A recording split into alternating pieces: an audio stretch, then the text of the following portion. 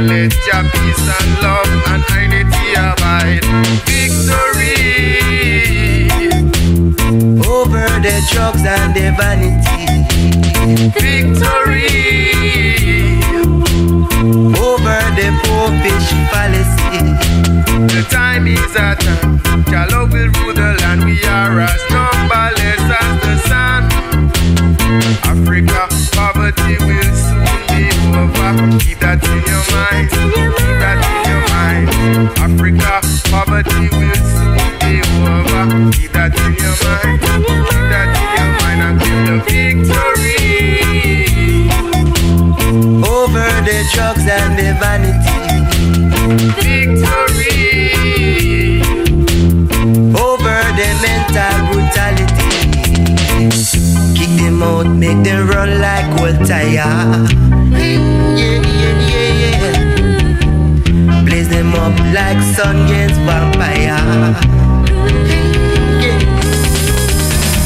Them play with fire, then skin get burned. Them win the battle, so their days are done. Killer, racial discrimination, triumphantly will shine like the sun.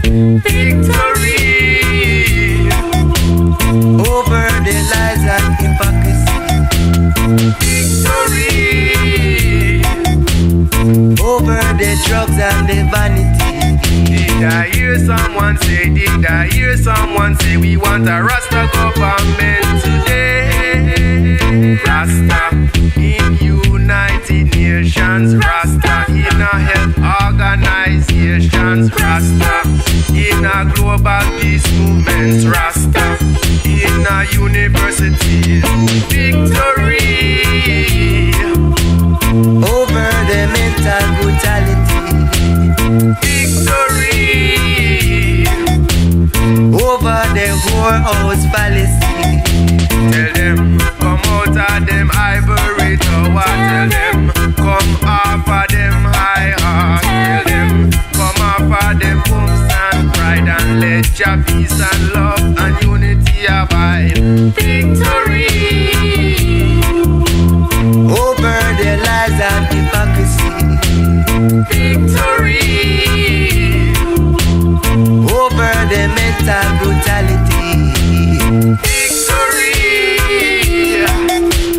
over the popish fallacy. Victory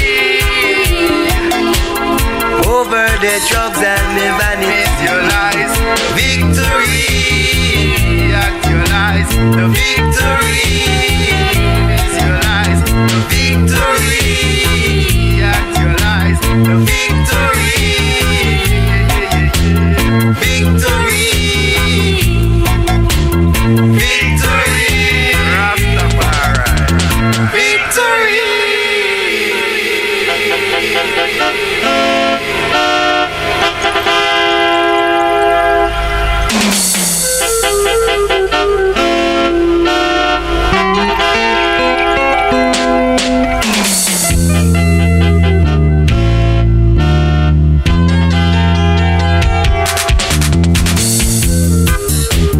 Yes, greetings to one and all. If you're already tuning in that early,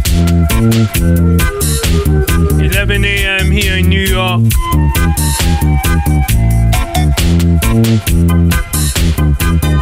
Today's showcase will be with Rastafari. Rascos, the victory man. Strictly victory topic. Strictly. We won't talk about anything pessimistic, you know, always the defeat and always this and always that. Today, the topic strictly secure the victory. Strictly African style. So once again, welcome. We're gonna run some tune of Rascos, of course, non-stop during the entire showcase. And within about half an hour, we'll have a telephonic conversation with Rascos or the United Kingdom, or call it England. But strictly victory style. We try to condense many of his musical selection. And of course, if you check the comment section, you'll see all the link, his website, his Bandcamp, all the music that we'll be playing are available on Bandcamp on his website. So right on Facebook and YouTube, I will just post the link for you to get more information or to purchase some of his music. I tell you this, if you're into the music, good music, message music, Rascos is the Rastaman for that. But not only he's the Rastaman for that, when it wants anything of substance, of credible information, of, like he said, Rasta in University, African University of Liberation, autodidact type of self-learning.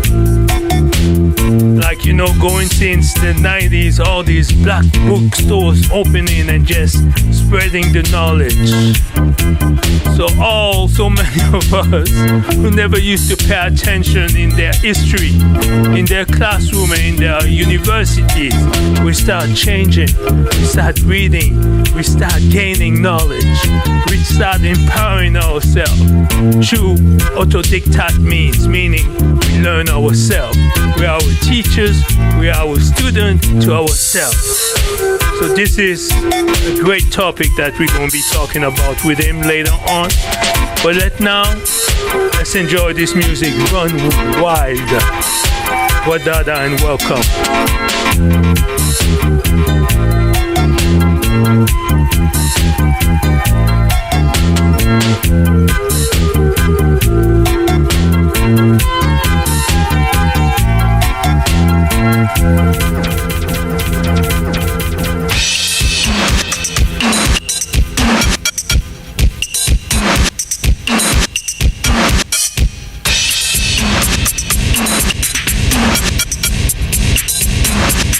Introducing the Archaeology Band, which Rascos used to be, or still is, the member of.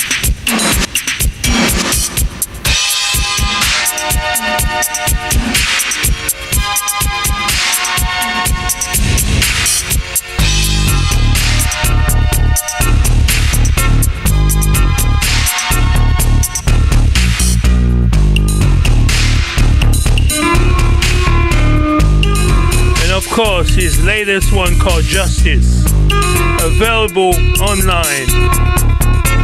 This is not the tune I'm playing right now, this is Archaeology, part of his band. But this is his latest, named Justice, by the right name.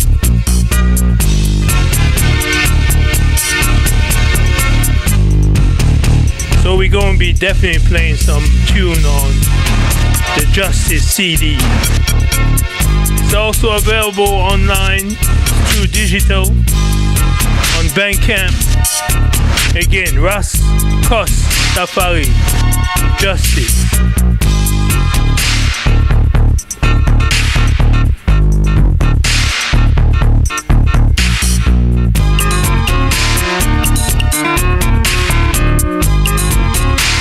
Of course, I'm definitely depending on you as feedback, please, that how does the sound come out, especially when we're going to be speaking with Rascos.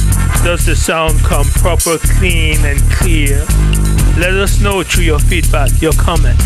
whether it is on YouTube or Facebook, we'll be sure checking it to make sure that everything runs just smooth and accordingly and properly.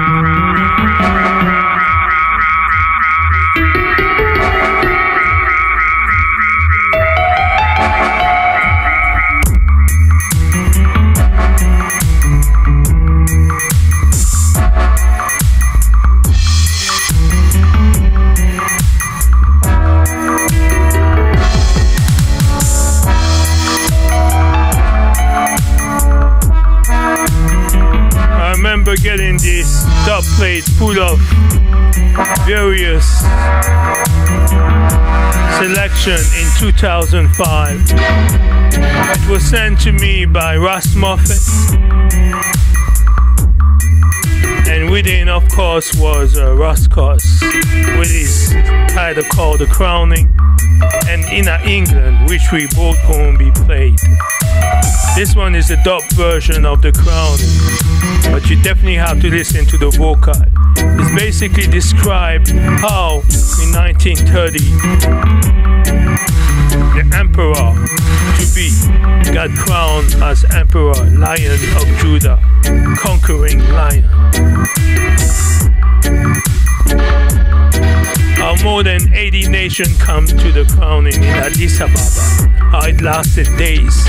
How the priests had to pray more than 40 days. I mean, all the rituals strictly African, serious Orthodox style. So all them people were saying that the Africans don't have this, don't have that. We're shocked. Strictly on African soul, born African, king of kings. Most important, among the most important person of the 20th century. Once again, strictly African style.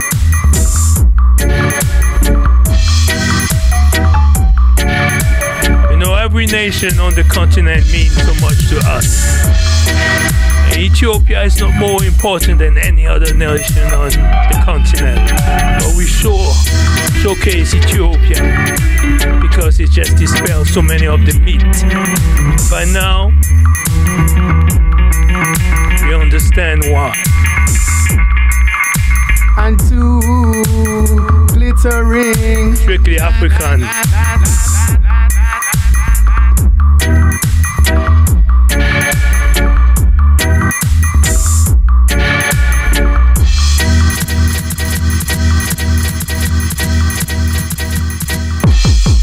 Yes. Yes. Oh. Well, great is the King, worthy to be praised, you know. Crowning. Yes. It was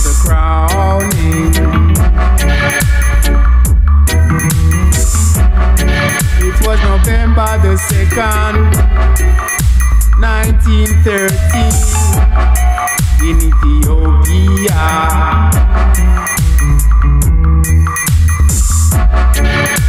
The people were gathering as the crowd swelled into a sea of white, red, gold, and green for this crowning.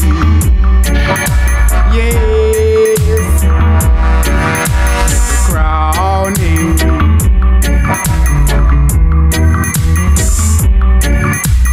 7 times 7 bands of priests praying for 40 days and nights for this crowning. Yeah,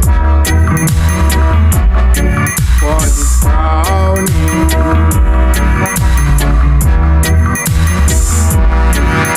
His Majesty and the Empress fasting also and praying before the crowning. Yeah,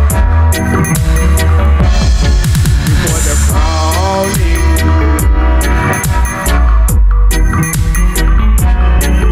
His Majesty was given the sword of Solomon with which to perform justice. He was given the scepter. He was given the orb, which represented the word.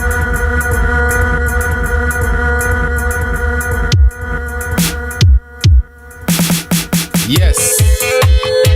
You know, say, we're living in a time when there's a lot of speculation. Is His Majesty God? You know what you got by Him lineage. You know what you got by Him lineage. You know what you got by Him lines. You know what you got by Him lineage. Many false teachers arise. Many false preachers arise.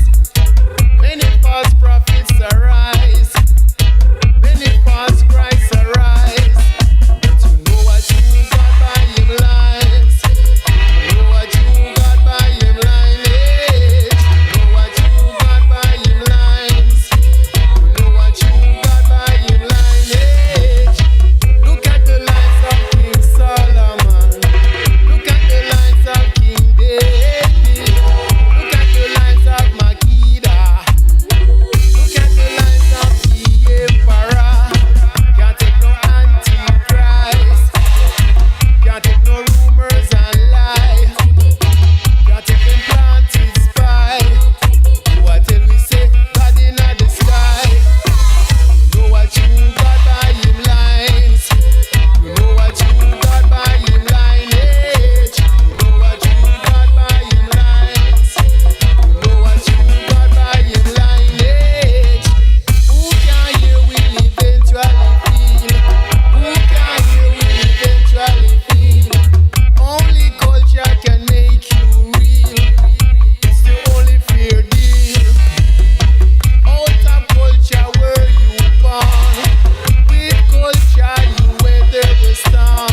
Culture will keep you calm, keeping you from all the harm. Yes, your culture is your immune system. So check this out. Here come Why Life So Sweet under the red, gold, and green. So true.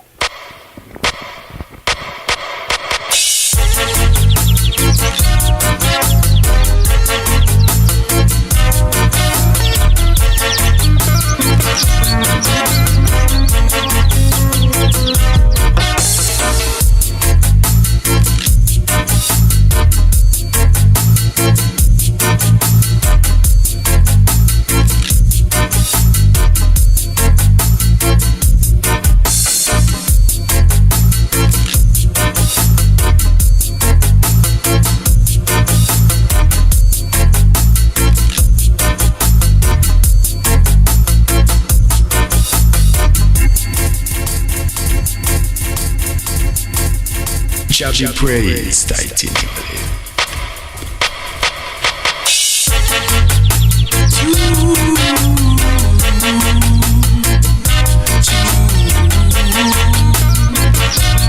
Life is so sweet. Life is so sweet. I feel it amongst the people that I meet. Life is so sweet.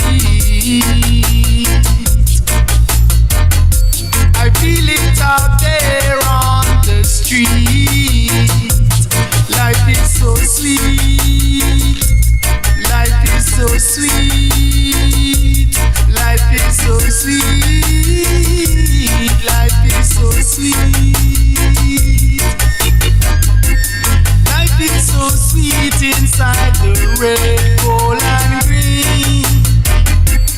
Life is so sweet to know I'm living right and clean. Life is so sweet and it's for everyone to know. Life is so sweet in Jah, I feel secure. Life is so sweet. Life is so sweet. Life is so sweet. Life is so sweet. Life is so sweet just to give thanks and praise.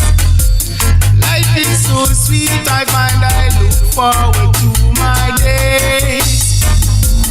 Life is so sweet, feeling loved and protected. Life is so sweet, by Jah we've been detected. Life is so sweet. Life is so sweet.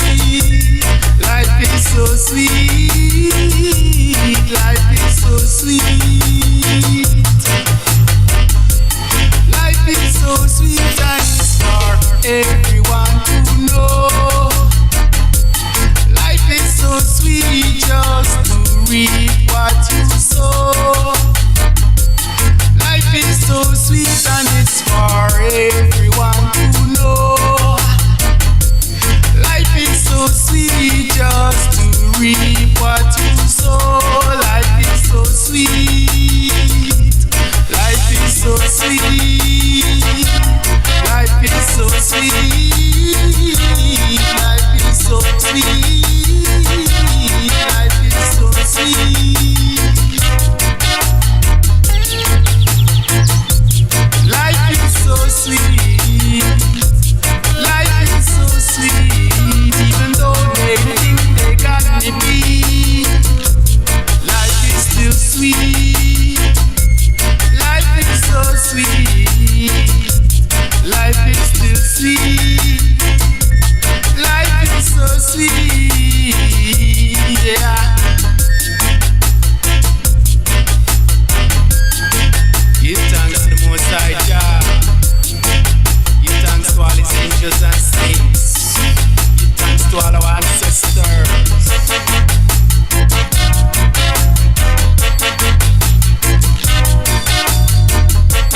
Life is so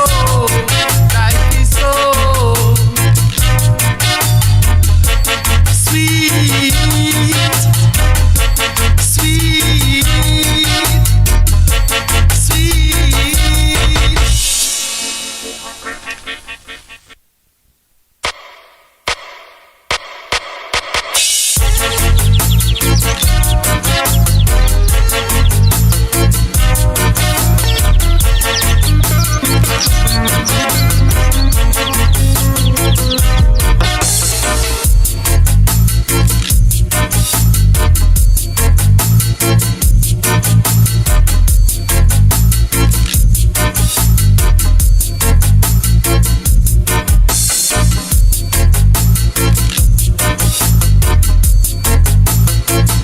We're about to call Rascos.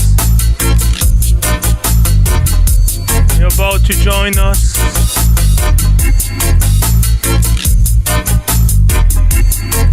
We want to thank the maker of all things, to make all things possible for us to be able to communicate across water, sea, space, even time, because I'm told that right here is like 11:30, and way over there is something like 3 p.m. Now, how you explain this to me at the same time?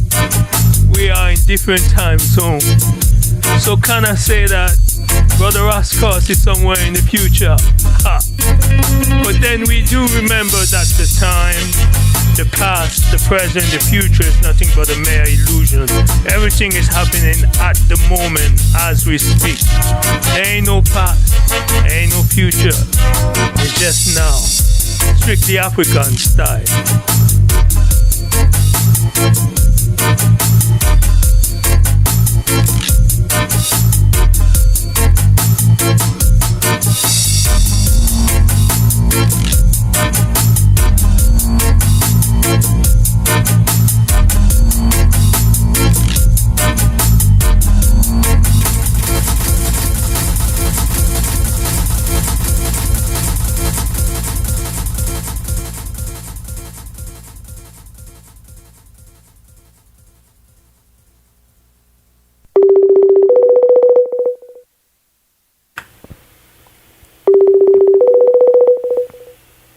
Greetings.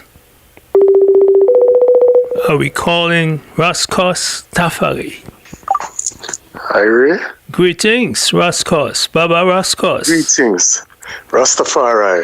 Yes, Eska. Greetings. Yes, Greetings. Baba.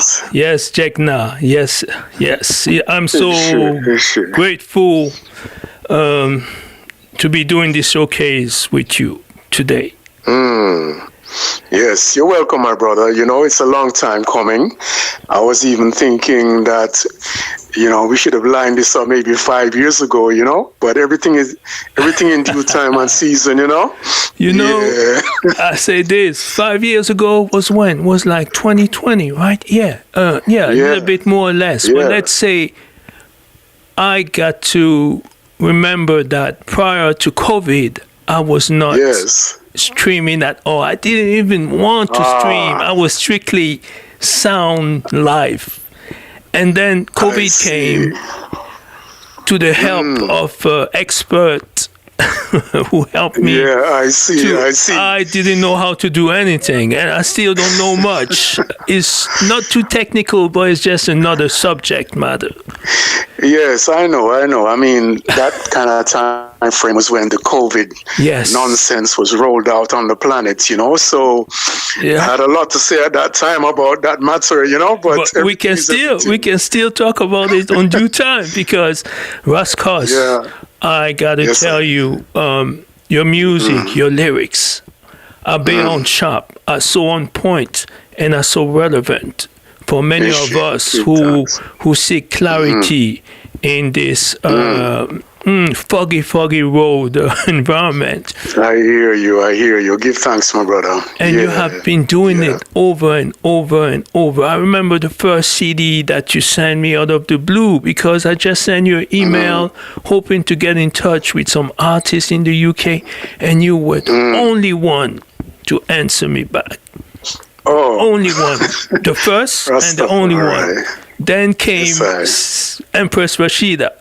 So, but top quality, and only the truest of the true answer the call. I appreciate your reflections, you know. Yes, well received, my brother. Well received. Well, Baba Rascos, we just played Life So Sweet under the red, gold, and green. So I know for a few on the showcase right now, they must have heard it before, of course, and some have not heard it. It's their first time. I remember my reaction hearing these lyrics of 19, almost 18 years ago. It just slapped me in a good way, just like BAM! Yes, Where do you get all this clarity? Well, my brother Seska, let I first of all greet up your listenership, you know? Absolutely. I appreciate the opportunity to be here with you, sharing some of my vibrations to as a contribution to the upliftment of our people who have been through great tribulation, you know? And the work I do is part of the redemptive process, the rehabilitation process, the reparative process, if you will, of our people, you know? So I am just a contributor to that larger work that has been done by many who have gone before and who are still standing in real time now, you know?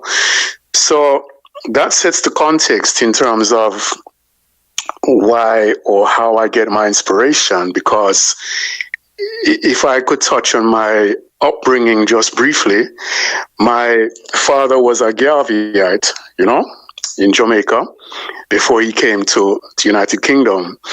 So I grew up in a family home with the principles of Marcus Garvey. So that was my kind of grounding, if you like, you know. So growing up into my teenage years, it became natural to come into it seemed like a natural alignment to come into the culture of Rastafari, because Rastafari was, you know, it's talking about Marcus Garvey. You mentioned that just now the road is so foggy, you know, and that's a track by Burning Spear. The road is so foggy. Foggy, you know, foggy road. Yeah, so that is the basis of my inspiration, you know, growing up in a Jamaican household here in the United Kingdom and seeing and feeling the oppression all around. Although, you know, I mean, because of the grounding of my parents, I navigated it quite skillfully, successfully. I never became a victim in my headspace. That's the word I was about to say, because you made a song called I No Victim. Yes, we are no victim, actually. We are not. It's very important that within the struggle that we keep our mindset very focused and clear and don't be enmeshed in vibration that bring us down or put us in a victim mentality mindset, you know. So the work I do is part of the upliftment, and hence the track Life Is So Sweet. That was like that was like my statement, you know. You still there, my brother? Absolutely. We listening. We got all ears. We are definitely listening, and we thank God for the clarity. The sound is perfect, and I just went briefly on Facebook and YouTube. We can hear you very well.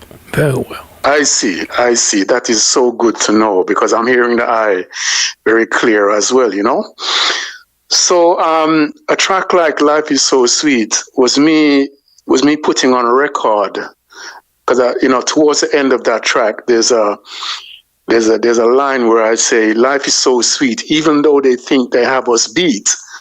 Life is so sweet when you can stand on your own 2 feet, you know. Big time. It's like it's like, you know, sending a message out to others that, you know, regardless of the adversity we face, the mental and psychological attitude of how we keep our mindset is very important, you know. So always be optimistic and remember that life is a gift from the Most High Creator. Big time. You know, and we have to keep that in mind all the while. It's a gift. Yes. It's a constant gift to us.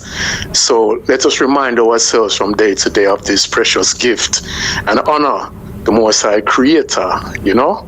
So yeah, that's kind of how. Yes. That's a punchline in that track. Yes, I love the rhythm and again the lyrics. But right after playing Life Was So Sweet, I tuned to Secure the Victory. What type of victory, or secure the victory collectively, individually? Where does the term come from?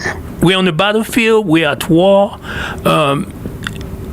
Life is sweet, we're on the battlefield. So despite the condition or whatsoever, we are determined to understand, to remember that victory will be given to us if only we are together and we do exactly what we're supposed to do, and we keep pushing and pass on to the next generation. We just keep, because you mentioned your ancestors, and that is so important. So when you secure the victory and you mention the ancestors, how can you combine those who are gone with those who are now, we are now, and that victory that is in now or in the future? How do you put all this together in the context of liberation, African liberation? Yes, brother Seska. In the context of liberation, the liberation struggle, right? We know that, the ancestors are with us. They are here with us. They're not somewhere else. Thank you. They're with us, right? So we have to acknowledge them. Yes. But you see, the context is that we know the victory is secure, the victory of good over evil. Thank you. Righteousness over unrighteousness. The power brokers in today's world that we even see causing more wars in real time now as we speak. Yes. We know that is for a time. They were given a time to perform that whatever they have to do, right? So, however, knowing that the victory is there, it doesn't mean that we don't have to put the work in. All of us have a duty and obligation who are part of this work to be part of the solution. Yes. To bring the unification of a people, or the reunification, because Bob Marley springs to mind. We speak about unity, right? Yes. I and I have to. The work that you're doing, the work that I do, and others, is part of that contribution towards the unification of the minds and the spirit of the people, which will manifest physically. Because this war is a battleground in the mind. I've said that in one of my tracks, Mental.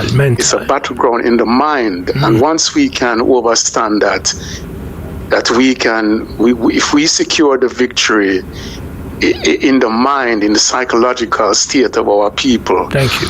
So that we become what we desire to be, what is ordained for us, then everything will begin to manifest itself in the physical realms, so to speak, So securing the victory, it's a work. It's a work that we are commissioned, and in obedience to the Creator, who in this time we call upon the name Jah Rastafari, Haile Selassie, but he's been called many names over the thousands and millennia. Yes. Right? But we have in this time an obligation to, and a brother like Ibrahim Traore springs to mind as I'm speaking, right? Yeah. As such a bright soul, in this contemporary time, who, is standing up for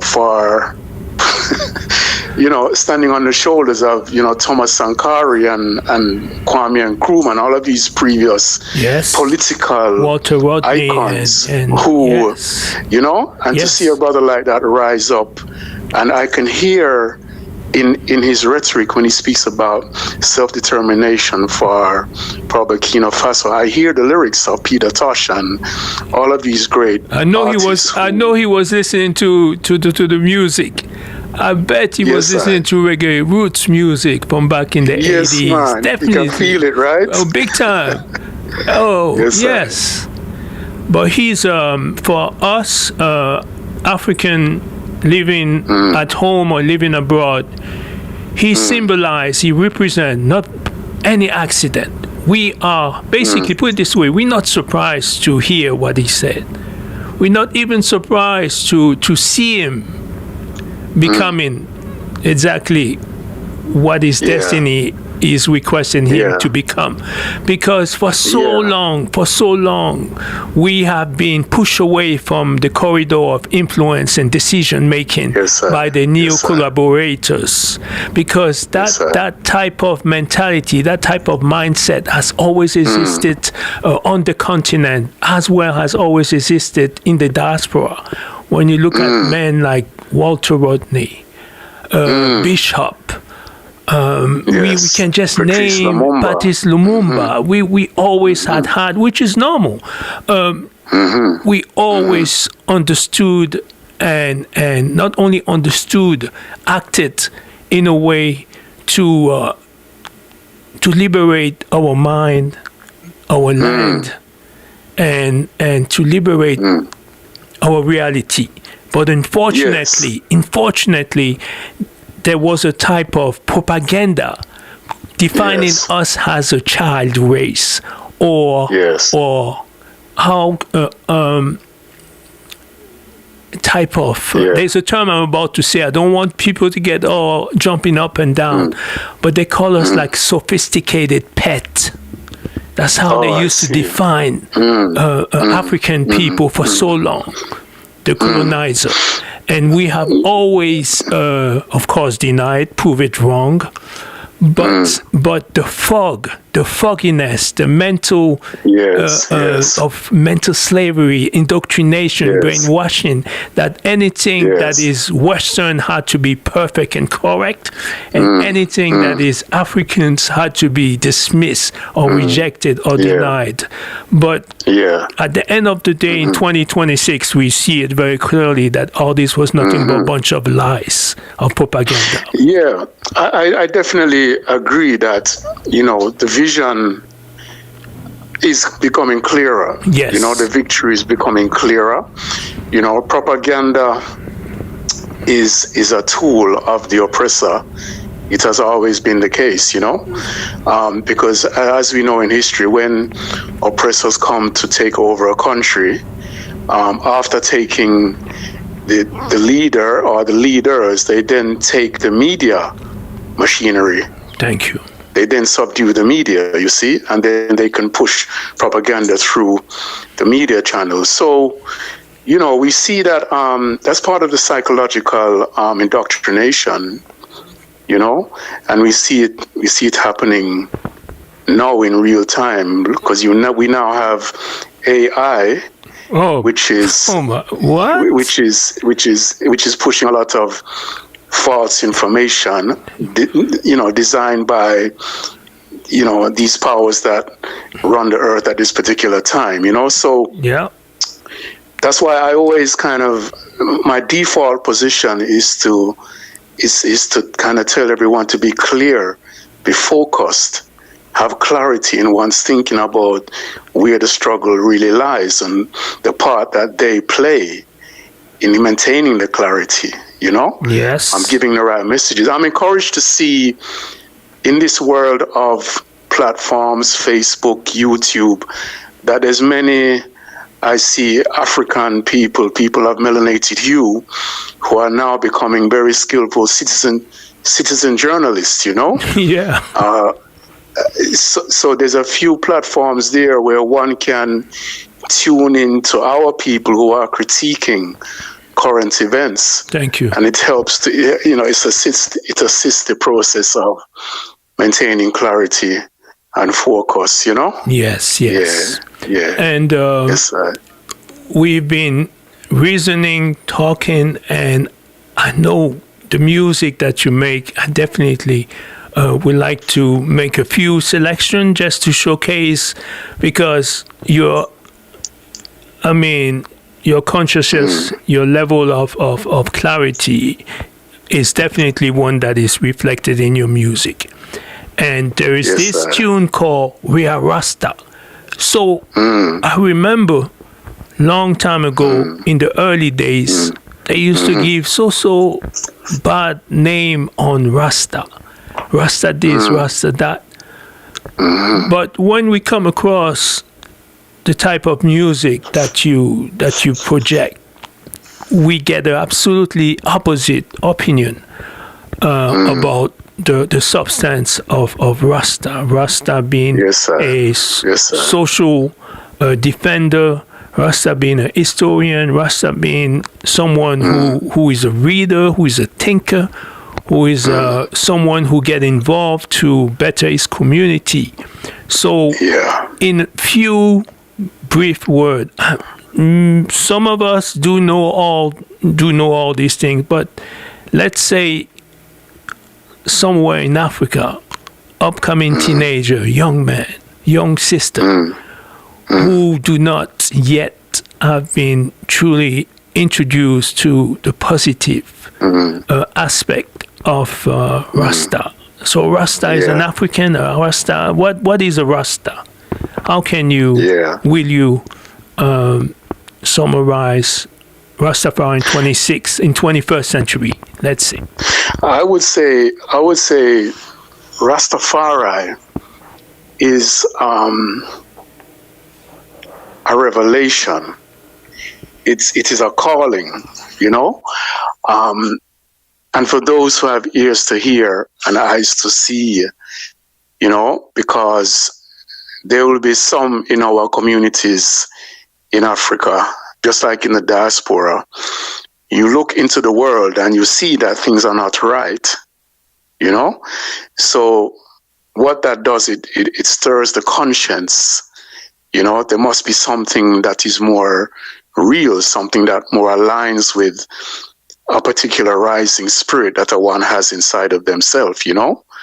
So we find that when one looks out into the world, we see there's a community of people known as Rastafari who have aligned themselves with a king crowned in Ethiopia on the 2nd of November 1930 in Africa, Addis Ababa.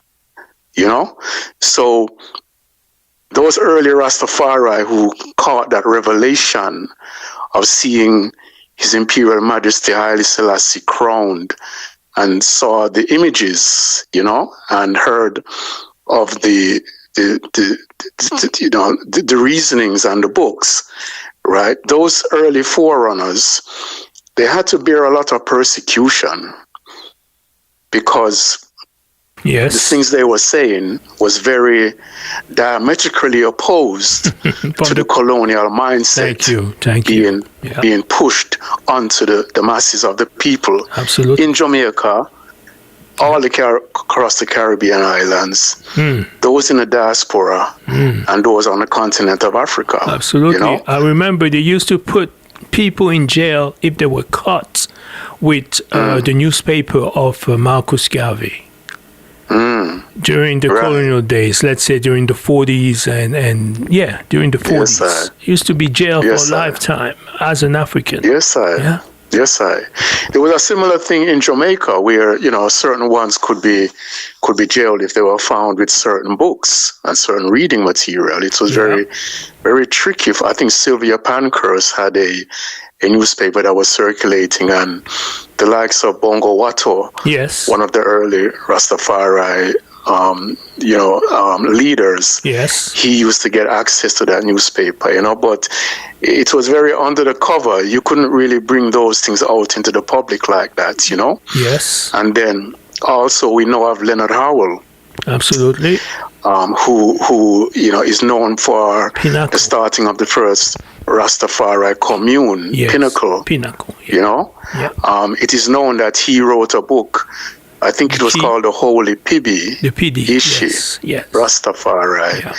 And he was denouncing, you know, the European colonial monarchy in that book, and stating that we should embrace our African monarchy, you know. And again, that in those days it was seen as sedition.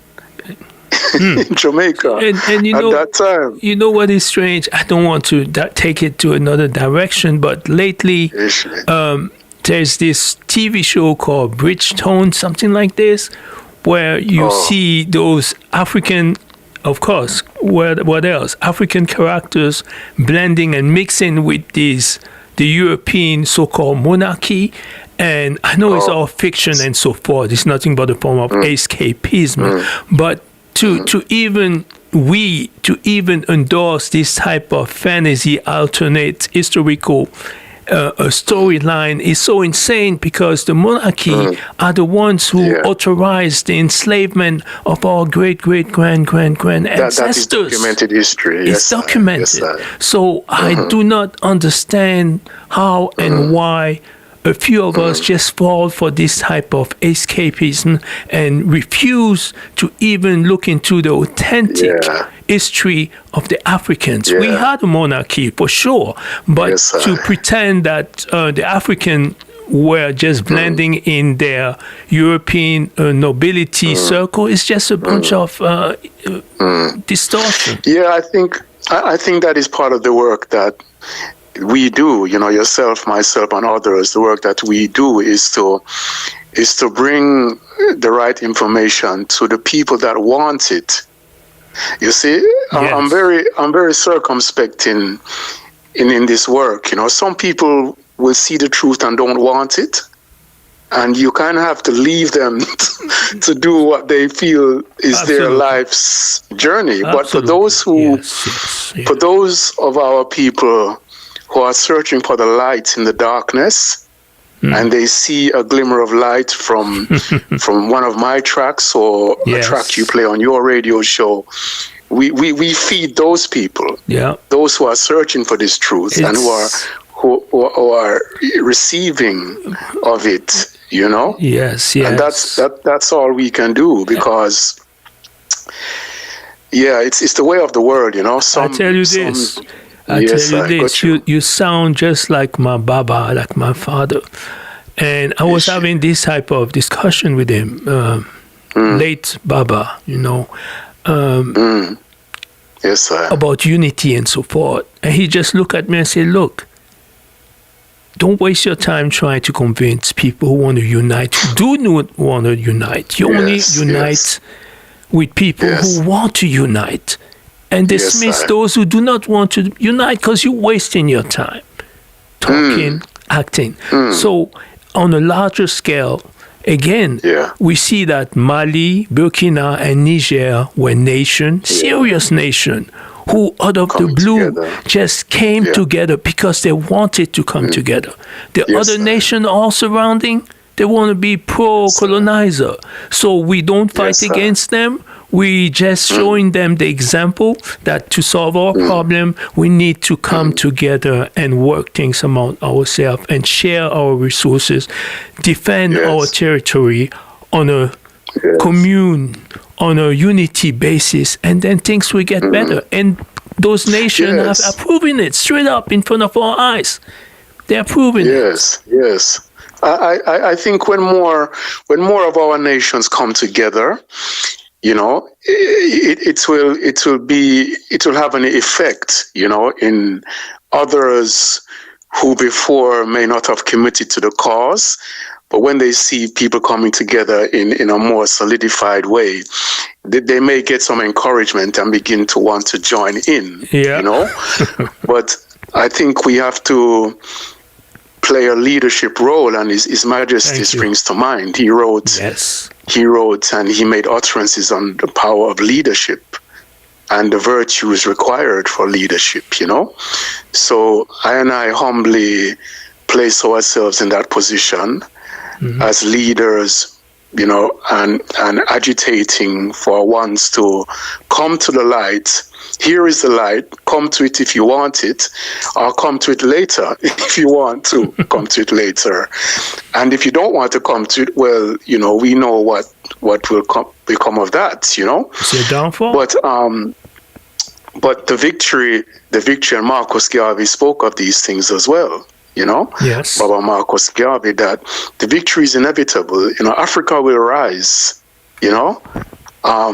And to extend that out to all of mankind who choose goodness over evil, they will also rise with us, But Africa needs and has to and will reassume its rightful position at some point in time. We know that is inevitable, so hence the work continues to feed to feed, the young minds and the fertile minds who wish to hear this type of reasoning, because we know they're not going to hear it on CNN.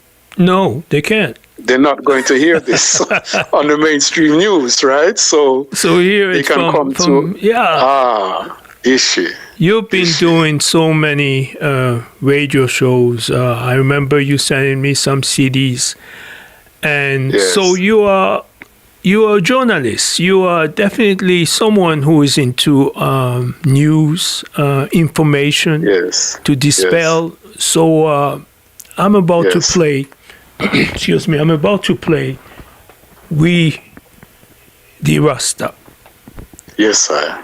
And I hope people are going to pay attention to the lyrics.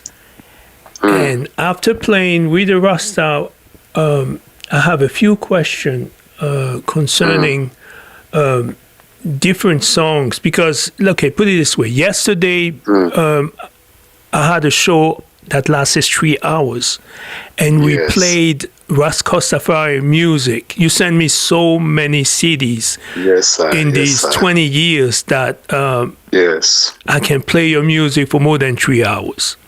Yes. And yesterday we did a musical showcase about Rascos, just to give those who do listen to the FASIMBAS Vanguard showcase a preview of your music, and also how we can order your music to Bandcamp or your website. Yes.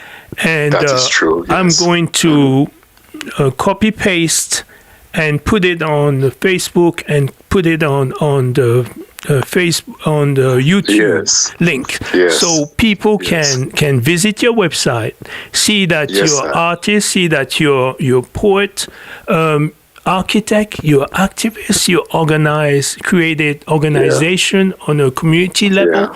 There's so many facets of Rascos, and we hope that after playing with the Rasta, we're going to spend more time learning about all these multifaceted of the Rastaman. Yes, my brother, Rasta. No problem. We're here to big you up, because you definitely have to be big up. Serious, Rascals. Because Rastafari, give thanks. For real, this is again, it's important that we acknowledge each other in our lifetime. We should not wait until X amount of time now is the moment to give respect and due and acknowledge all the goodness and the positivity that you've been just spreading through the community. Yes, I do appreciate that statement, because it's something I've said in my personal reasonings amongst my brethren and sisters, that we should honor each other's work while we're here. We don't want to wait to go to someone's funeral to hear about the great work. We're not even talking about that yet. We're not talking about it. But Rastafari. This being said, yes, the moment is now to say what need to be heard and share and acknowledge. And it's truly elevated, and you are the one, and we're going to play with the Rasta. For people to understand, they need to check your website, and they need to get your music, and they need to read more about you, because you are one of them. What are that? Give thanks. Yes, sir.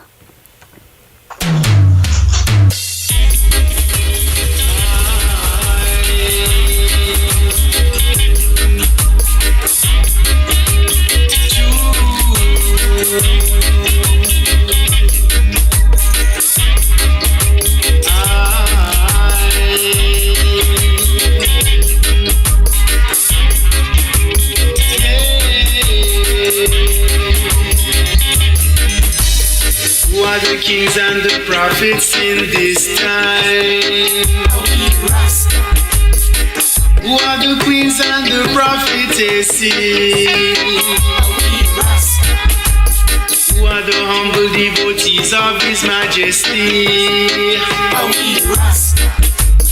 Who are the ones who are chanting to be free? Chanting to be free from mental slavery. Who are the defenders of the faith?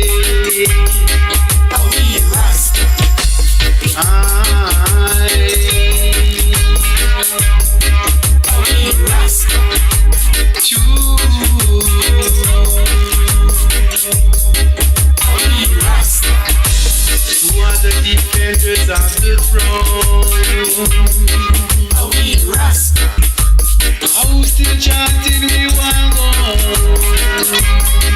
Are we Rasta?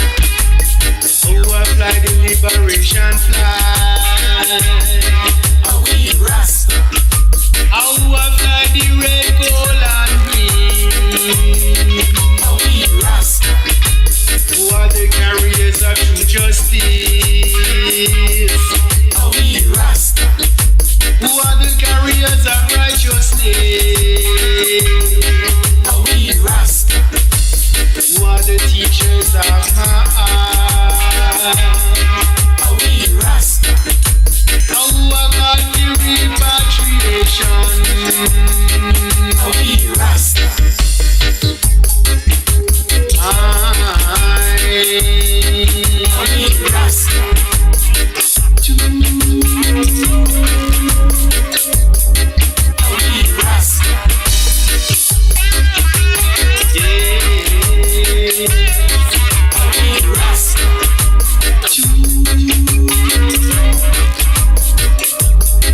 Are we Rasta?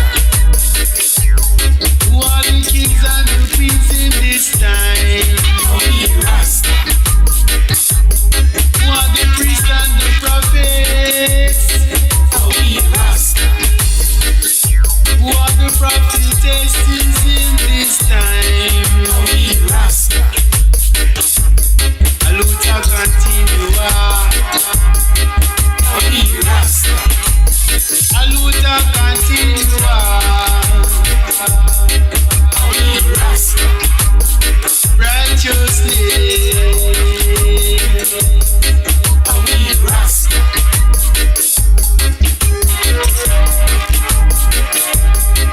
Are we Rasta?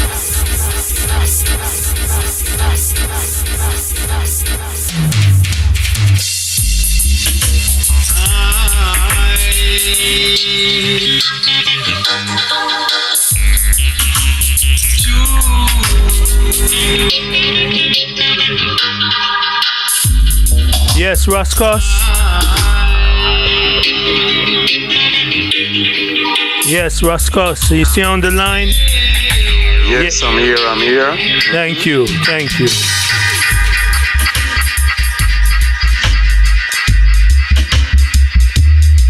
So yes, the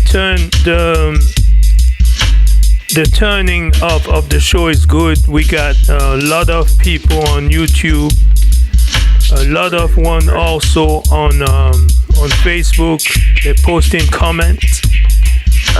So we are going in the right direction. That is good. That is great. Yes, sir. So now we just played We the Rasta. I believe you cannot hear the music side of the show. No, I can't hear it, but you're keeping me informed what you're playing. So yes, I can hear it, you know. Mm-hmm. And as of now, we are playing the instrumental of We the Rasta, so your voice is on top of it. And once you listen to the show, you will see the combination comes out quite right. Yes, that's good. Mm-hmm. So hopefully if I come to UK, I might apply for internship on your radio show. I need to learn more technical aspects. You're welcome anytime. If I was to come to the UK and you would get a special show so we can... I say what? Vibes. Really? Whoa. We can vibes, we can converse, we can, play music, and we can reason about Things on Time. Because Things on Time is the name of my current radio show. So we can reason about things on time, because as was a kind of main ingredient of the rise of our revolutionaries and also the Rastafari movement, it was a lot of reasoning, sitting down and just reasoning about events and history and critiquing current events as well, So, Yes, you'll be most welcome, my brother. Yes, sir. Yes, sir. Thank you. Thank you. They always say that good things shall come to those who prepare themselves and who are patient and who ask. Because if they don't ask, they're never going to get an answer. True. Yes, sir. Yes. So, Raskos, I remember reading that you are involved into building as an architect.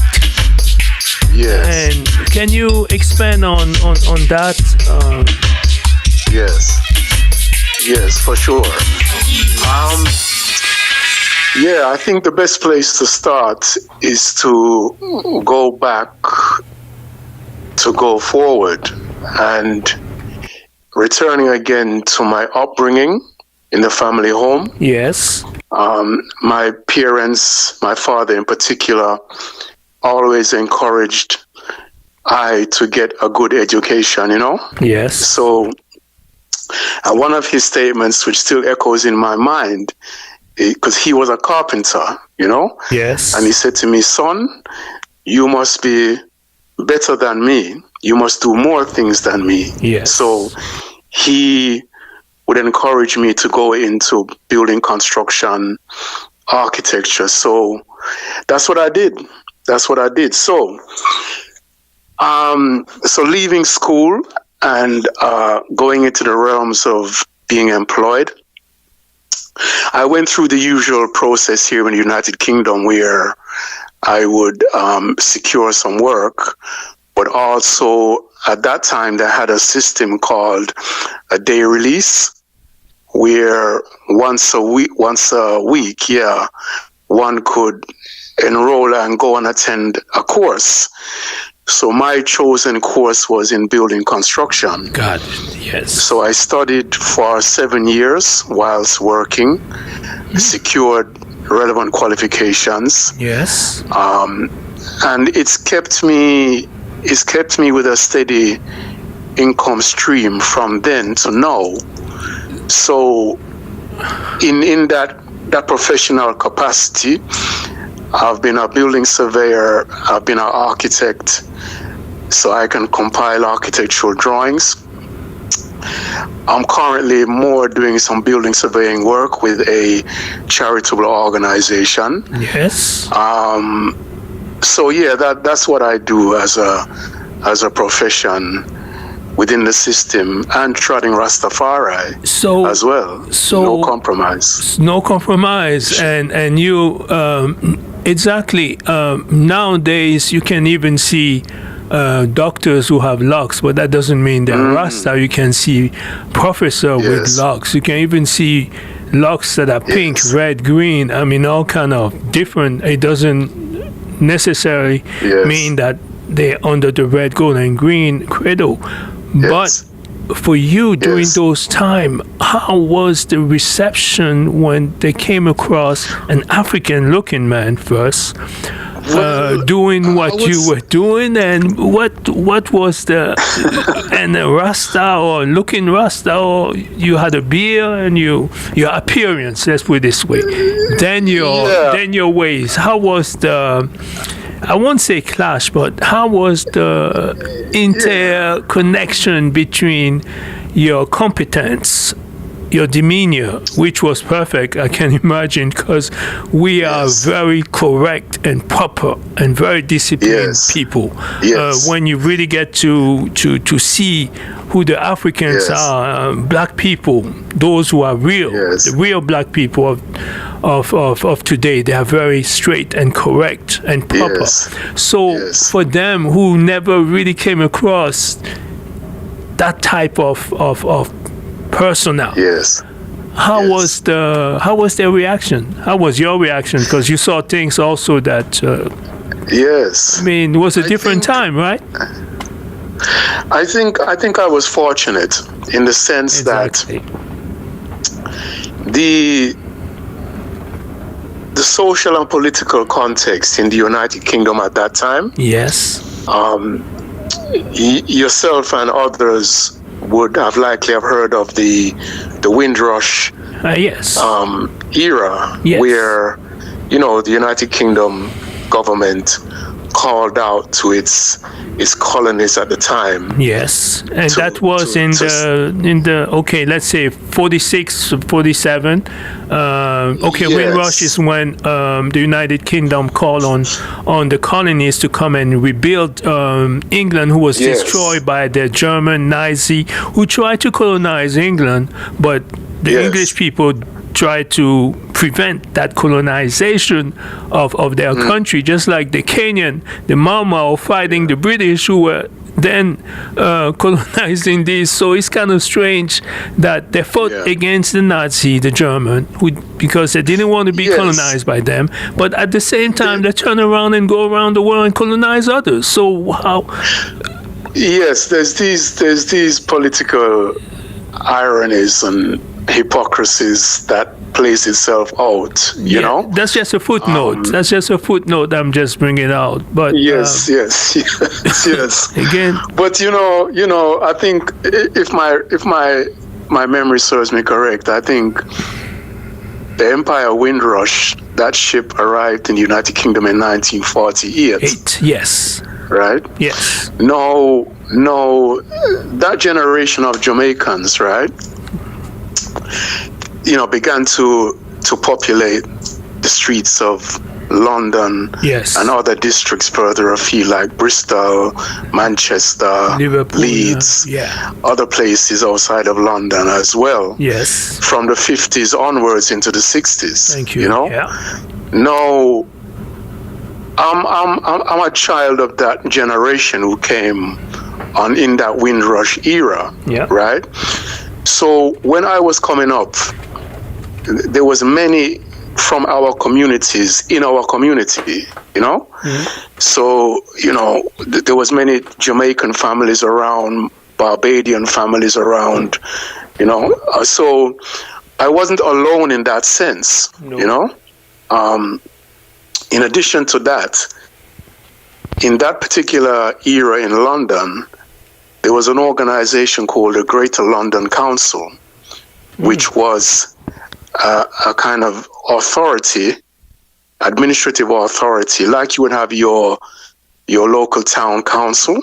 Yes. This is like an authority, but it was London-wide. So all the London boroughs and jurisdiction came within that organization. And because of the political leanings at the time, there was an emphasis to what they call I think in those days, it was called positive discrimination. Never heard that term. So, what is it? Positive discrimination. Yes.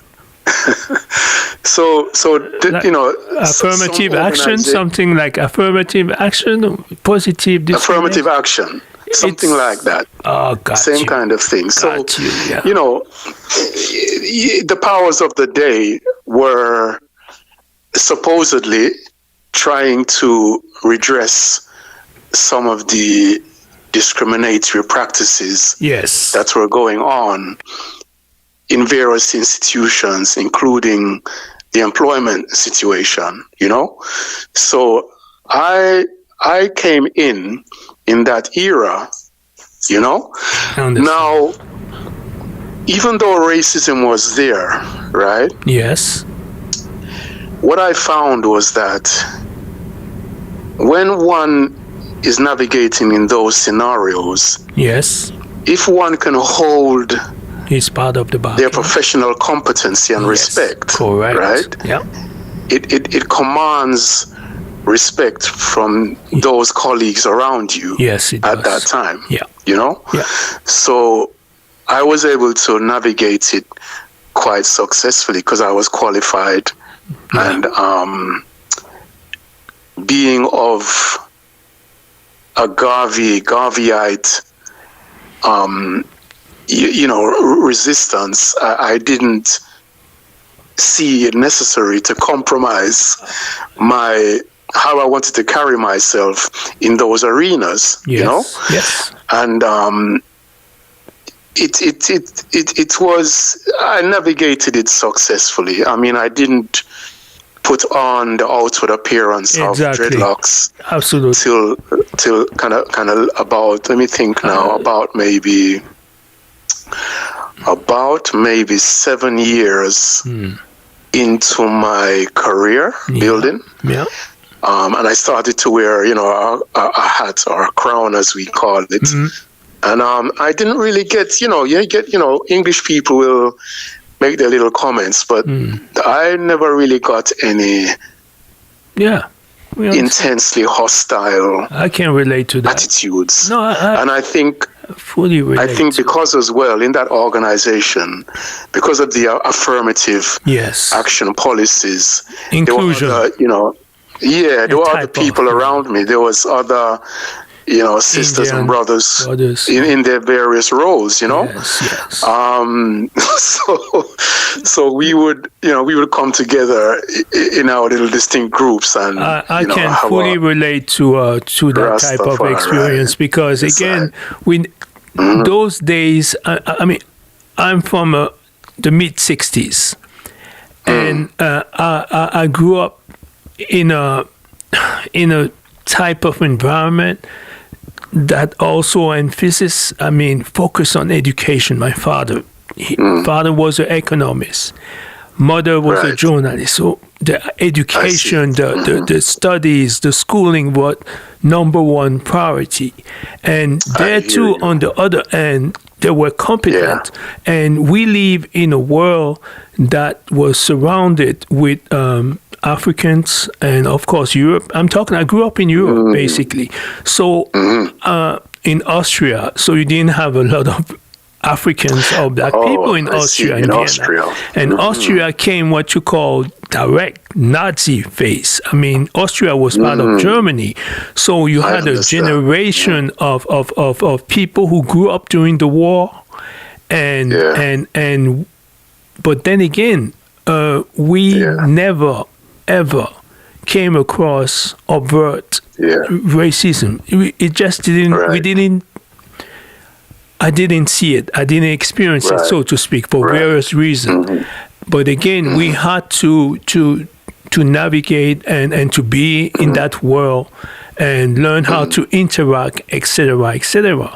But the world of yesterday has nothing to do with the world of today. While growing up, absolutely different. Was a different type of climate, different people, different actors involved. And I can really relate to the type of description that you are giving us in that phase, 70s, 80s type of in that type of circle, so to speak. In that yes. I think as well in the employment arena.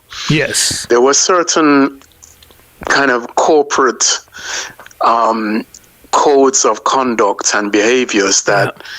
Had employees had to ascribe to, otherwise they could be potentially prosecuted. And I in fact prosecuted one of my employers later on. You sure did. In my professional journey for racism in the workplace. But we can come back to that particular topic, But I think so in the workplace, I think the natives, so to speak, the English from the people island, here, they had to kind of abide by certain codes of conduct. So that lessened the propensity for them to act out, be overtly racist in your face, But having said that, out on the streets, you could still come up with. Thank you. That's so true. Some racist boys on the streets. That is so true. Yeah. You have to take them out. Yeah, that's so true.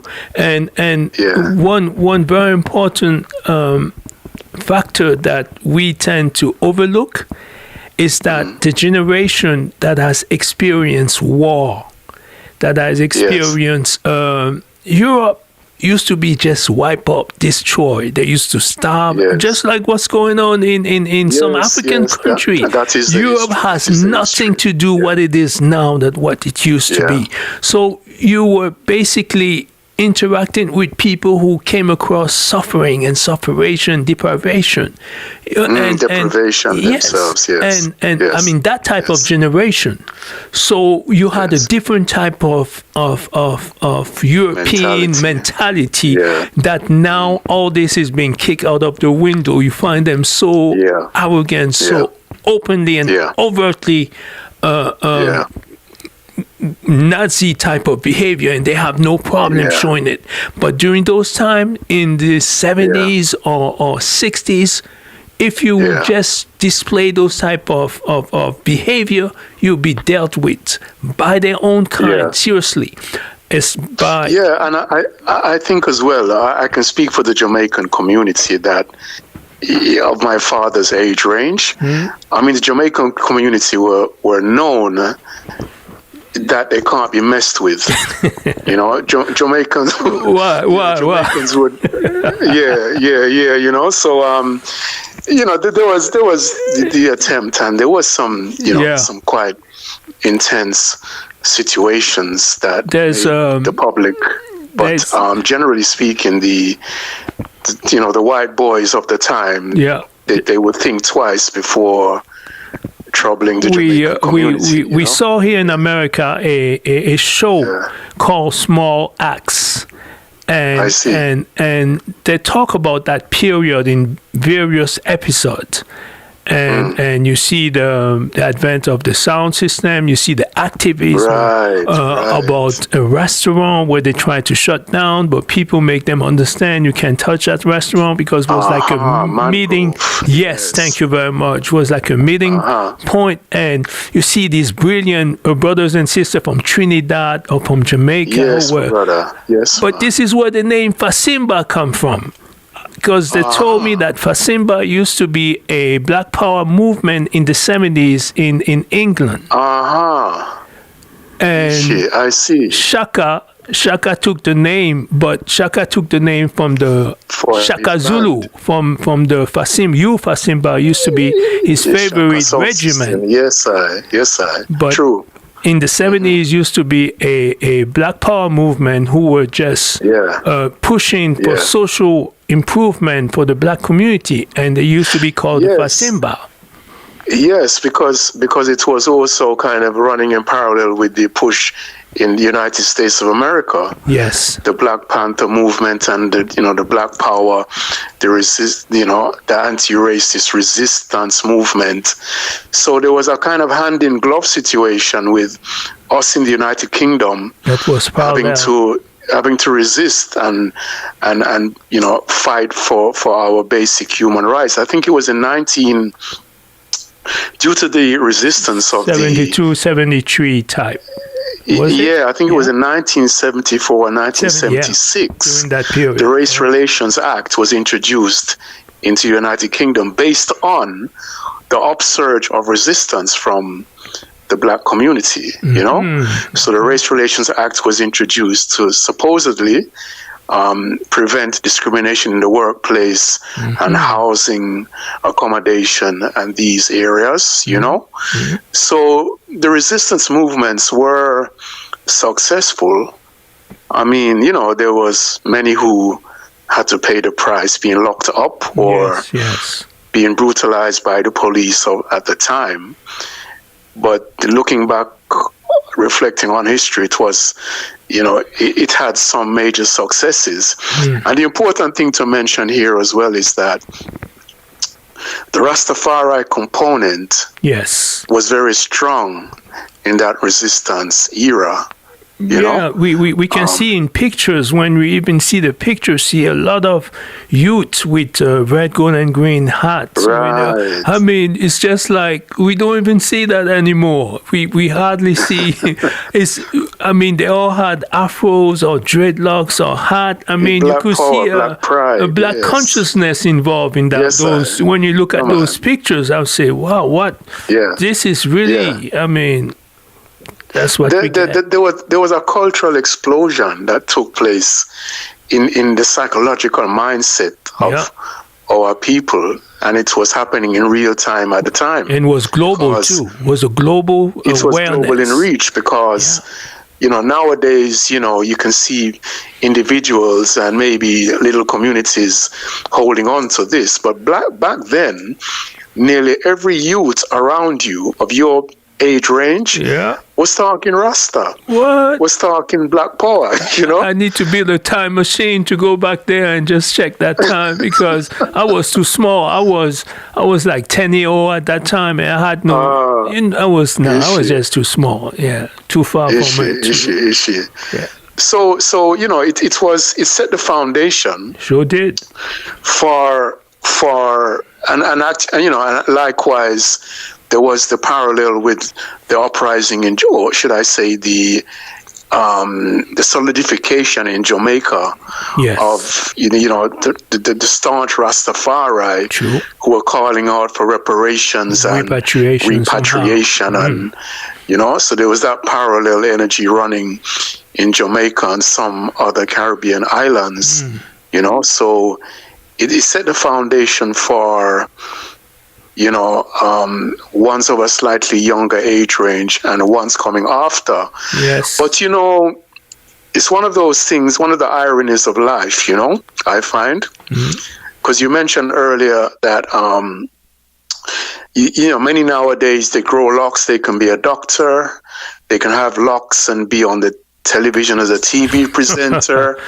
They can, but, whilst they have now the freedom to do that, so true, right? Yeah. So they have that aesthetical freedom to do that. Aesthetical, yes. You can only know if one is really a Pan-Africanist in their heart or for their people. Thank you. By what they say or their actions in what they do in practical work for their community, because nowadays it's so for anybody can grow locks because there isn't that in that 5 minutes of persecution anymore. I'm told that you can have a dreadlocks. No, you can have a lock, not dreadlocks, but a lock appearance in a matter of 2-3 years. 2-3 hours. You just go to the loctician and they just put up something and you come out. You will even fool me from far. Yes, sir. I say, what? Yes, sir. It's come to that. It's come to that. Microwave lock. It's come to that. Yeah. And that is why, some of the early Rastafarians, they used to define freedom. They said, yes, we want freedom, but freedom within righteousness, freedom within particular boundaries. It's not, when we say freedom, it's not free for all. And that anything can go on. It's not like that. There is still a kind of nucleus of integrity. I'm going back with one of your songs called "Love Is a Principle." You use that same statement in which you say that love has a certain form of code. It's a principle. When you talk about love, when you talk about freedom, it's not free for all, it's not do whatever you want to do, but you have to respect a certain boundaries of if I'm understanding it well, a form of code of conduct. Yes. It's so important to be able to keep the clarity and the focus. That's why we're coming back to what we were saying earlier. For those who are searching for the light in the fogginess of the confusion and the noise of these platforms and all of these things, one has to be quite focused in what they're looking for and what they're looking to feed their spirit, their soul. Yes. And they're there, the true Pan-Africanist, the true Rastafari, they're there, but one just has to be clear about what they're looking for, because you may not find it amongst some of the mainstream Rastafari looking artists. Artists who carry locks. You may not find the genuine Rastafari there. So I'm just saying that to say that true seekers of spirituality and truth need to be very discerning. Thank you. It's not about the aesthetics, it's about the integrity and the principle that is being displayed. Yes, I enjoy the reasoning. I would like to play a few music, but I definitely would like to remain on a reasoning level. So without disrupting the dialogue, the communication, can I play a few tunes and then come back with another set of questions? Yes, for sure. Thank you. For sure. So I'm about to do it. Because I have to repeat it. You're the one who is directing this entire showcase. And that is the way how the showcase I conduct. It's whatever says how you want to take it, whatever topic you want to address, whatever you want us to go with, it's on your side, it's on your end. All right, my brother. Respect. Thank you. Yes,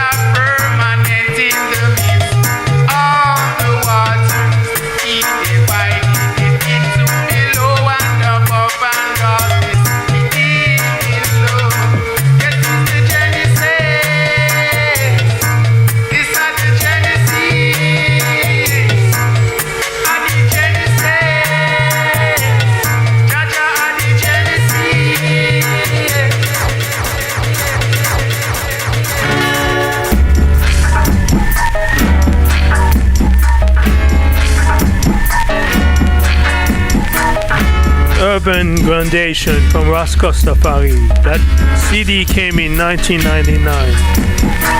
Again, if you visit his website, you can catch it, you can hold it. Amazing CD. Urban Grandation.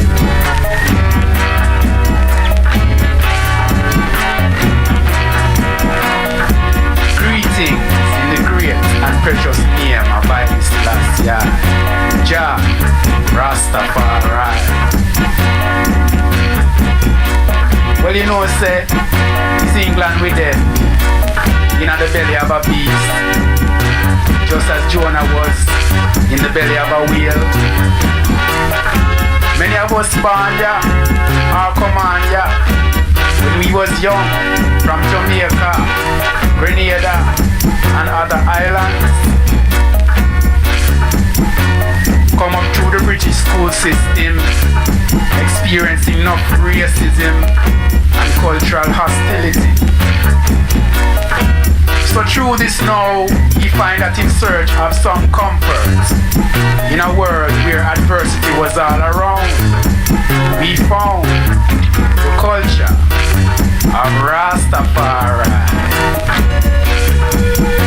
Meeting brethren and sistren and listening to great forerunners of Rastafari cultural music, such as Count Ozzy, Ras Michael, the Abyssinians, the Wailers, Burning Spear, to name a few. I find the connections to our divine heritage, that of Ethiopia, and great Ethiopian kings and queens.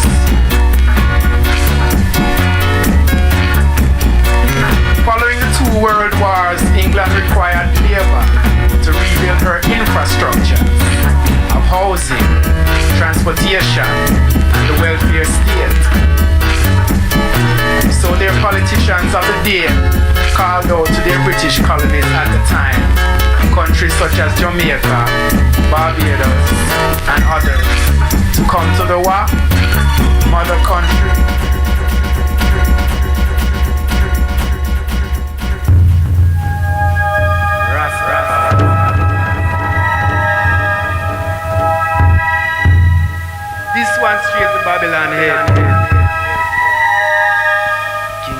Yes, Rascos, we are playing right now Mystery Babylon.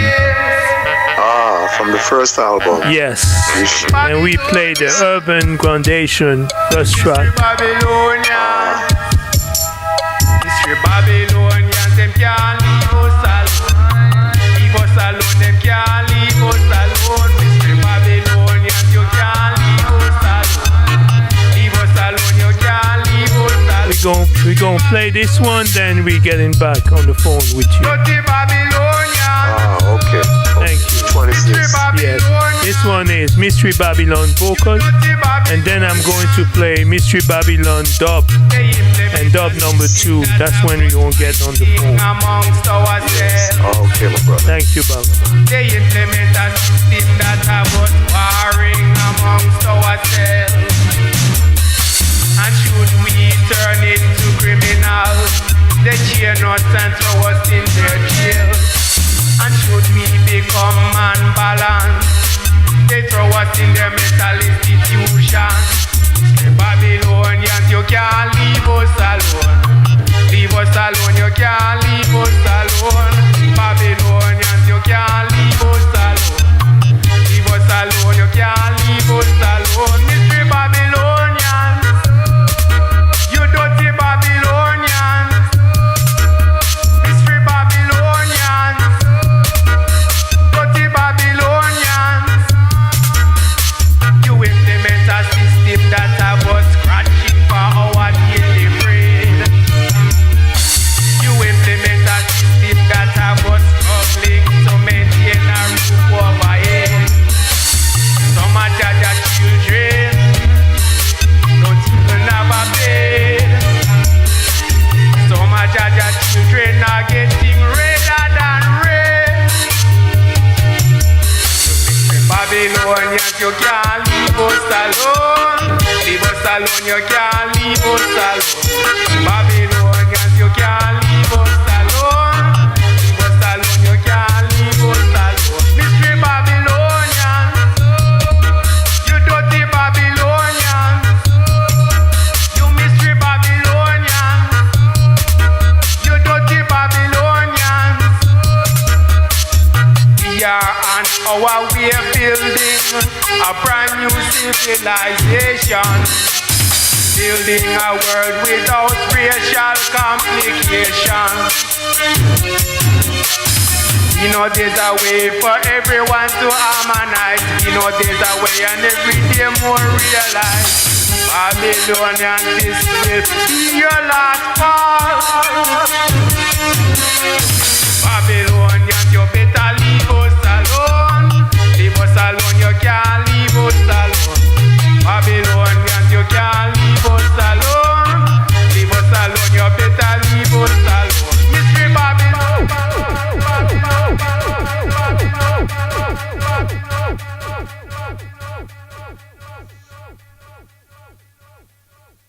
Yes, Rascos. Yes, my brother. Yes, welcome back. So thanks, we just played the tune called Mystery Babylon. Why don't you leave us alone? Yeah, yes. Does that still apply up to date? Because you made that CD around 99, so I believe it was... When was the Mystery Babylon first came out? I think it was the late 90s, if I recall, Yes. Yeah, because I think the following album was launched in the year 2000. No, as a matter of fact, the late 90s, and we did 99. We did some PAs on Abashanti sound system to launch it. So, I think, the lyrics still apply. I think they're probably they're still applicable to the younger black youth on the streets now. I think that it was definitely a reflection I had at that time, in that time era. Yeah, I understand. Because there's a line there where I talk about when we become unbalanced, you throw us in your mental institutions. Sure, yes. You know? Yeah, that was a common thing in that era as well.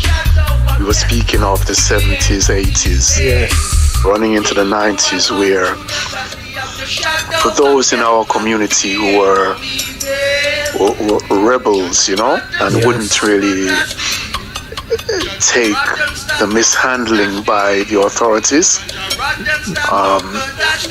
they may be taken away and brutalized by the police at that time, and then end up in a mental institution, you know. So those are the type of things that used to happen in that era.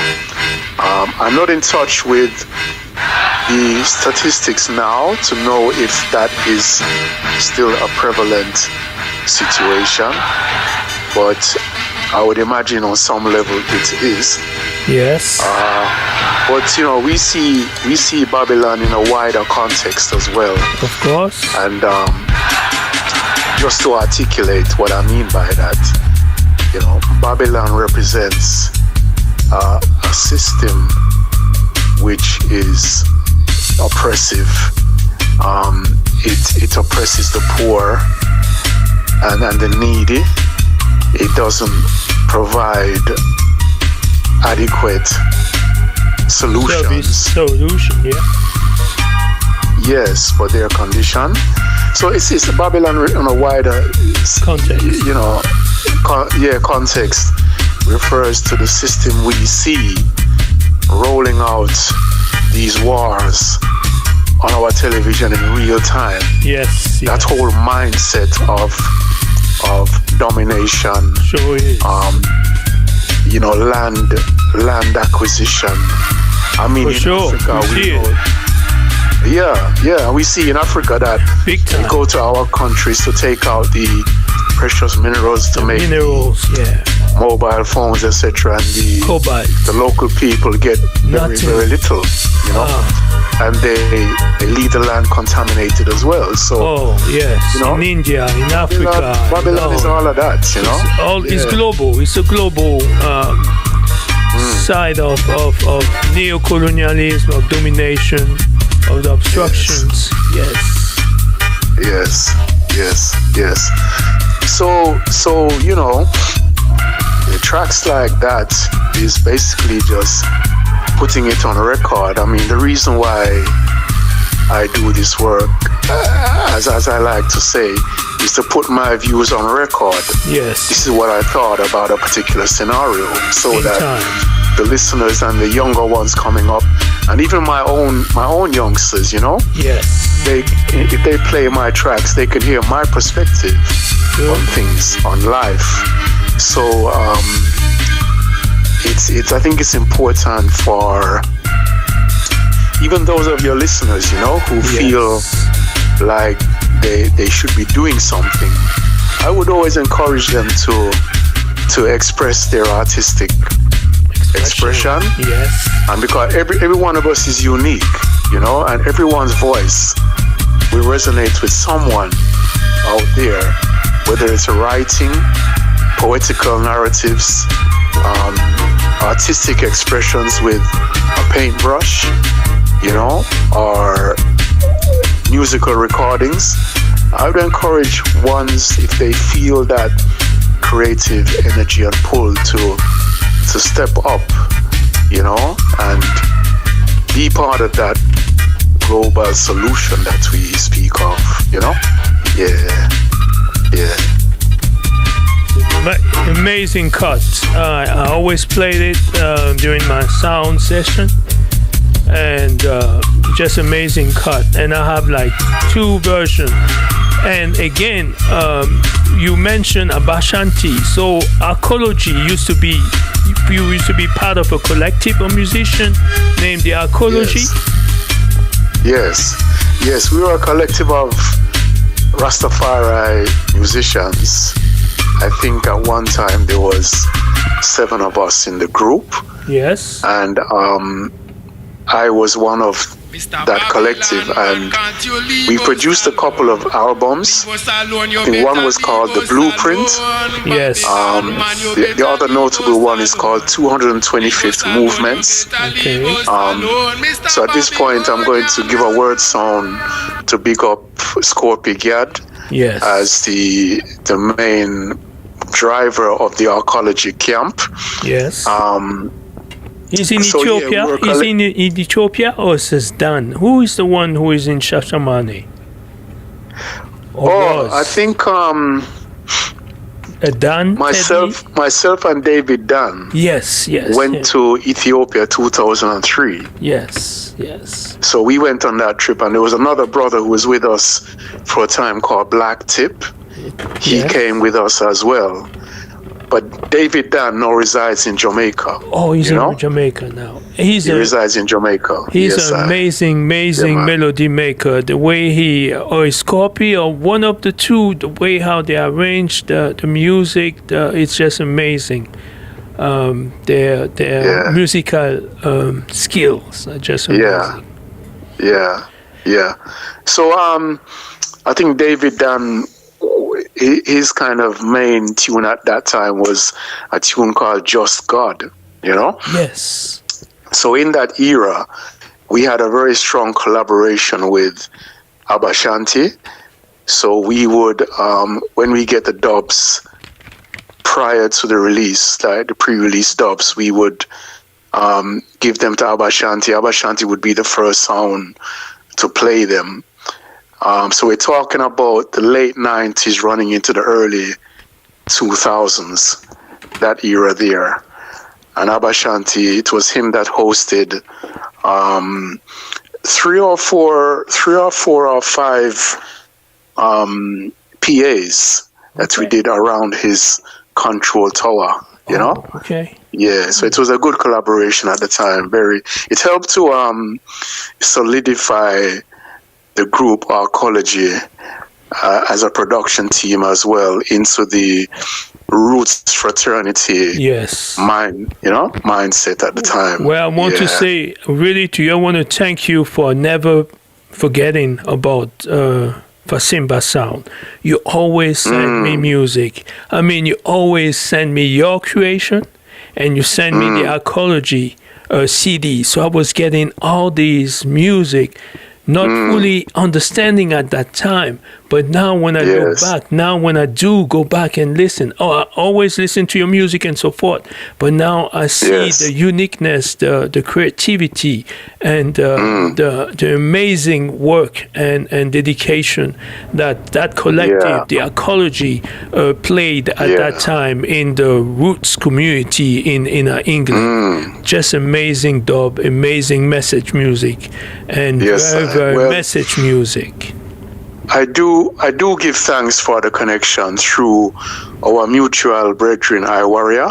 Oh, yeah. So, large up I Warrior, wherever you're there, It was through that link to yourself, my brother, that he facilitated, that set us on this road of solidarity. Yes. And, the eye has always been receptive to this work. And I chime as well on the seriousness of the work, the emancipative process of this work that we do. It's not just music. It's about the freedom of our people, the liberation of our people. And yourself and I have always aligned on that particular frequency as well. So I give thanks for that link. I say this. I consider you as a Jetna, Ethiopian Amharic word for like a role model. Yes, sir. I understand. I have a very correct chronology connection of how we end up getting to know each other in the early stage. I one time was looking in the early phase of the internet. I came across Roots High Tech page. I see. And inside Roots High Tech page was a link that took me to Raskos Safari. And we're talking about 2004, 2005. So at that time, again, I was not versed in social media. A few of us because even Facebook and all these things were not as developed. I don't even think it was even out already. So I sent you an email. I introduced myself, and you openly took it from there. So we start interacting on an email tip, and that was the same time I was part of an organization, the African Diaspora Medical Project. You remember from way back? And you even spoke to the Dr. Dingles, the CEO of that organization. Basically, that organization was a medical project that would go to hospital and ask the hospital to give them all their tools, their medical tools, that generation 3, 4, 5 that they don't use anymore, but that are still functional, and we will send them to Africa or the Caribbean or South America or Central America under the request, of course, of people who will contact us and say we need, for example, some X, Y, and Z and Z and Z. So we go around hospital, we go around university, introduce ourselves, do a presentation of the medical global black situation in the world at that time. We talk about 2005. And the CEO of that non-profit organization was a doctor, Dr. Dingles. And I was into the Department of Communication. Basically, my role was to contact and to get in touch with people or organization and so forth, introduce, and we will come and show our work and so forth. So as a result of that, that's why I contacted you in that manner, etc. And from there, that was around 2005, 2006. And later on, a warrior had to leave for England, because he grew up in England. So when he left for England, I said, hold on. There is someone that I know that I really want you to meet. I know it's going to be something positive. And I gave Warrior your number. And when he came to England or London, he contacted you. Within a week, you opened doors to him. You basically opened doors. You invited him to your show. You connected him with the real... serious. No, honestly, you opened up the connection. You connected him with various musicians, and within a few weeks or even less than a month, my man Warrior had an LP that was remixed by King Alpha, straight up. And it sent a kind of earthquake in the community. So again, I want to big up all the good people, all the good brethren and sisters in England, like Zakia, big time, Mali Blackamix, Wadada to Father Blackamix, who left us. Serious persona into the community. Want to big up to Roots High Tech. Big up to, just the name just becoming to remember that I personally, Fasimba, would not be where I am if it wasn't for the contribution and the solidarity of these few names that I'm just naming. I'm going to be naming more because, the mind to remember and put things together, when you're under pressure, it takes time. But those who know. I'm grateful and acknowledge it. I have no problem breaking it down, the real story of how my growth within that context, away from UK, away from Africa. But I still was able to connect myself. Again, I can only unite with people who were willing to unite with me. Those who dismissed me, those who didn't, whatever reason, it doesn't matter. It doesn't matter. Will be what it be, and I'm good with it. So big up and I send shout to various people, and I'm just gonna find their names, so I'm gonna make sure I'm not forgetting no one. I had to. And I mentioned Blackamix, I salute Blackamix Dennis Bedau, who has recently transitioned to the ancestral realms. and hail up his son Marley, you know, because I know Blacka and I, you know, had a particular, because I used to live, my house was in the country in Bedford. Yes, Bedford, yeah, which that's was where his area where, yes, I lived there for a while, and you know, people wouldn't know, you know, but Blacka used to come and bring me some music, you know, and I would, and I would even record some of them for my radio show at that time. And he would happily lend them to and I would bring them back to him. You see, you know, so we were running quite tight for a while. I met his son Marley when he was, you know, just small. Likewise, my son met him at the time as well, you know. So I salute the work of Blacka Mix, you know, for big up, serious. The promotional work of the dances, the distribution work, and I remember the first time I went to his home, or you know, his house, and I saw the plaque by the front door saying Garvey House. Garvey House, you know. I was like, this is a brother of a similar kind of mindset to I, you know. So big respect to Special A, serious singer Special A, higher heights, you know, and big up to Mali sisters too. But Mali and I have special connections. This brother there, Mali, what he done for Fasimba on again. Technically speaking, Mali is an expert. If you need any service from him, anything computer, anything streaming, anything of that level, the brother just run it. And his service at top, and he's extremely a Gavi-eyed brother. It is good. Amazing. It is good that in this conversation we have the opportunity to you know, to raise the sound. And blow the trumpet for these ones as well. Because Mali.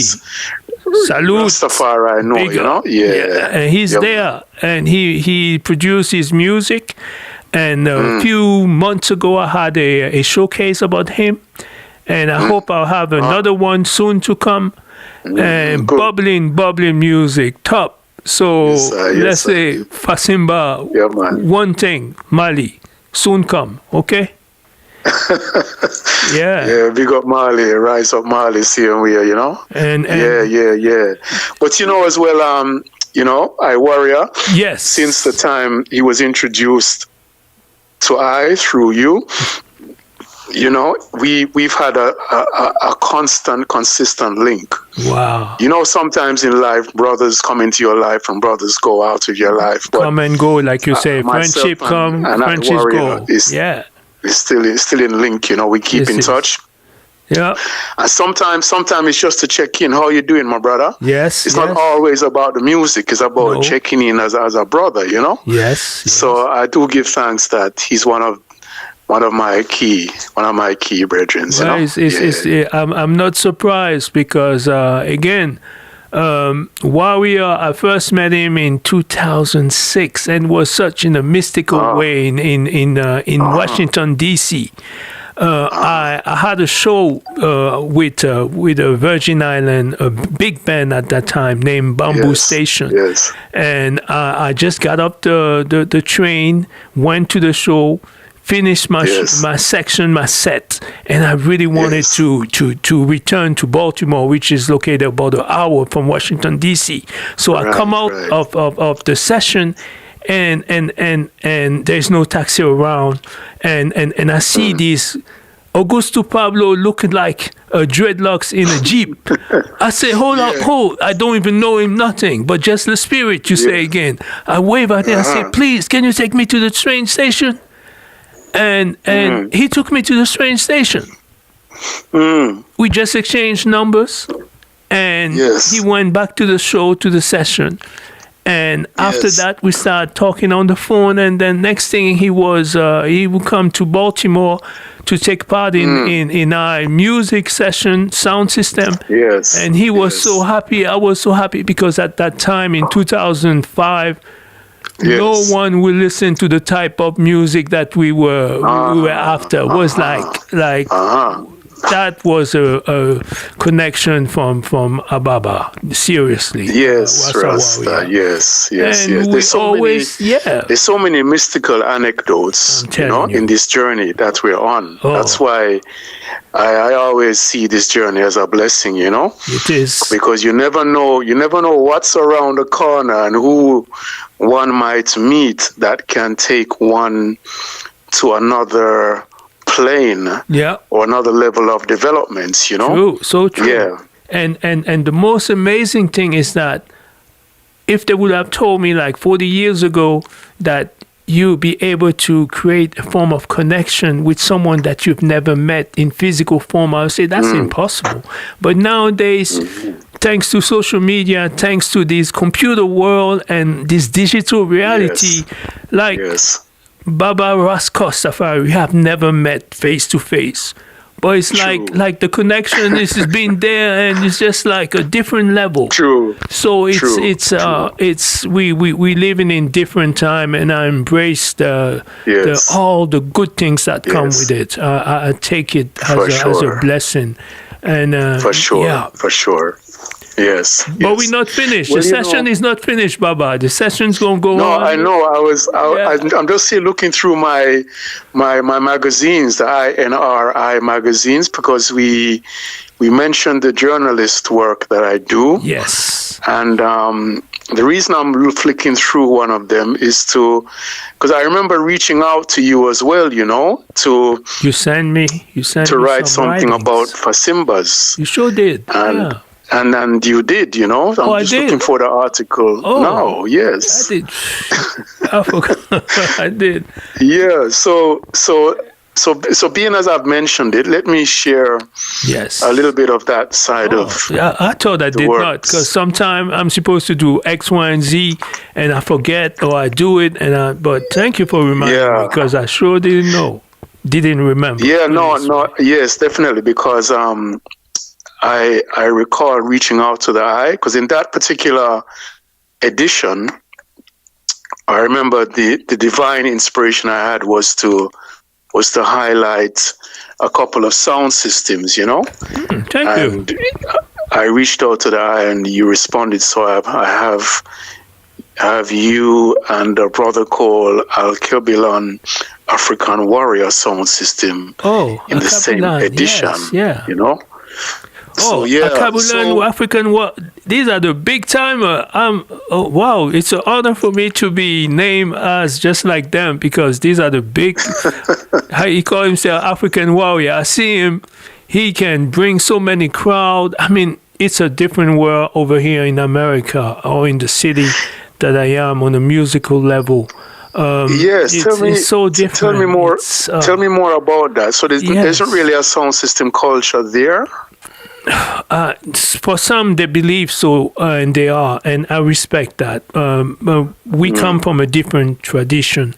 The sound of there's only a few, but of course, no, things have changed, and exactly, I need to definitely acknowledge the various sound in America.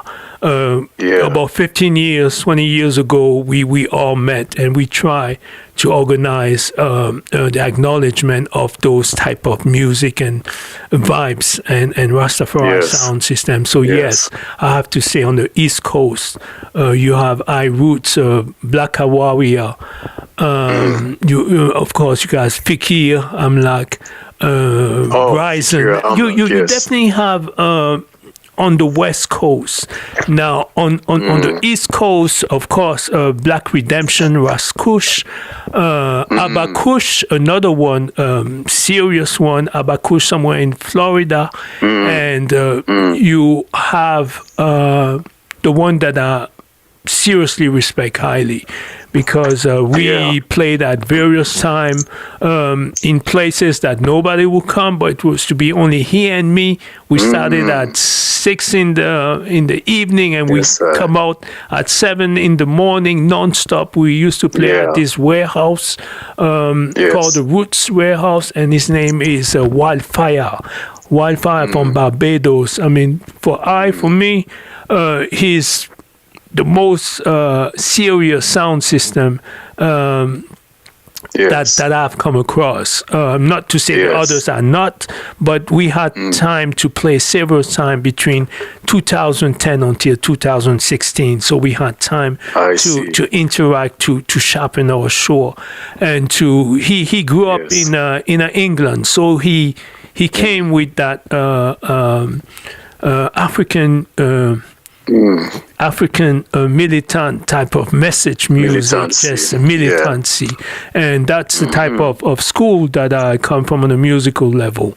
So Wildfire, I would say, big up to him.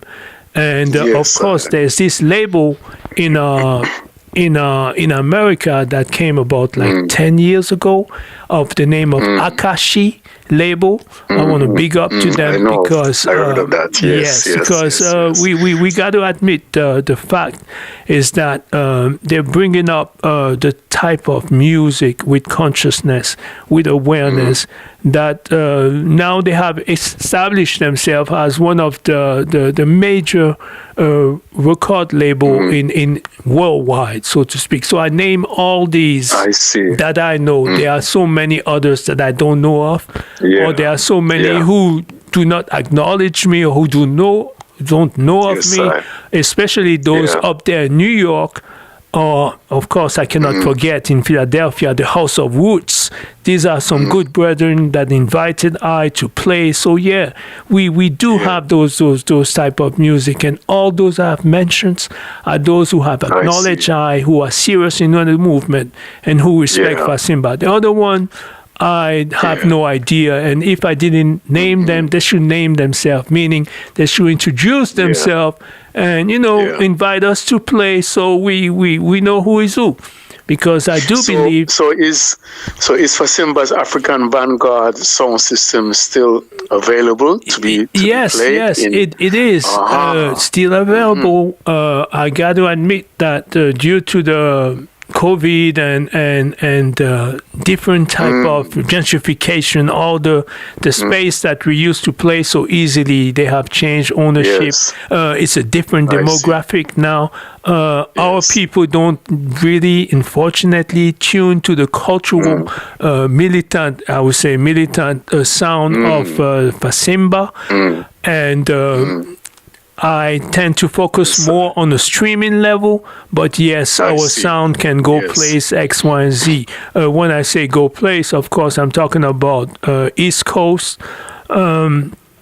We can booking. We are open for all these things, but things have really been slow in that aspect. But we are fine.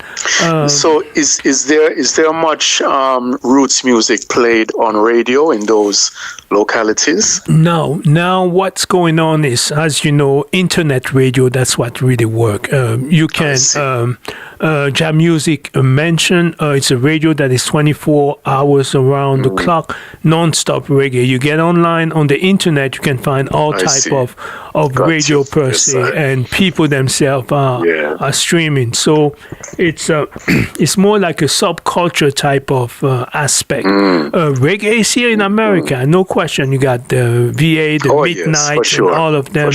You have the dancehall, you have the X-rated reggae, you have the hip-hop mixed with reggae. But I would say this seriously. There is no sound like the sound system of militant sound that a few of us be pushing and promoting. We don't use the N-word. We don't use guns. I mean, it's very codified. It's very serious. Yeah, I know your approach to playing the sound system was very staunch and militant, rooted in African liberation. I found the article that you sent to me for the magazine. The magazine was published in June 2020. And the article you sent me explaining your sound and your approach to it is in there, Yes, sir. And now Africa is the last frontier on music. South Africa, they have this sound system, a few of them who are deep into the type of music that we promote. Africa. Kenya, very reggae and very dancehall. Very roots. I see. I tried to work with Kenya, but Kenya was not really ready, so to speak. But that was prior to COVID and now. But Africa has reggae. Ethiopia has reggae. Senegal, big time. Yeah, I think there's a song called Kebranigas, right? Are they in South Africa or is it? Oh, yes, Kenya? Absolutely. Kebra, good brother. Serious at the same level of history. No, definitely Kebra, and he's the one who promoted, this South African line dance on reggae music, where you see 100 people just moving to the same beat. I say it's quite something to see, Finally, something is making sense. And playing places like Soweto and all these places, and I say, why you didn't invite me? FASIMBA need to go and play down there. I pray and hope that African sound are going to get to know each other, interact with each other, and try to book each other. We don't need to bring the sound system, but at least that we know each other, because we represent a wave of Pan-African a movement. Through music, we can push and promote, and playing your music, exactly the type of music that you produce will be the type of music that we will play, and people will just embrace it and endorse it. I know that when it's played in Africa, I know, like for Ghana, for instance, it is received well. Absolutely. So we do give thanks, that through technology of today, there is a wider reach, more instant as well. Oh, things have changed. To get music to these localities, yeah, for sure. And we had men like Baba Ras Marcos, the elder, who used to write on Trini Speak, those long articles in which he would just break down the role and the purpose of Rastafari, how it was a Black Power movement, how it was Pan-African. We fully respect and understand the spiritual and encode religious aspect of the movement, but prior to all this and all that, it was an anti-colonial movement that wanted the liberation of the soil, of the mind, and the spirit of the African people who have been under Babylon subjugation for quite a long time. This is the type of angle that we try to promote through history, through poetry, and through engaging in dialogue and communication, basically. Yes, yeah, man.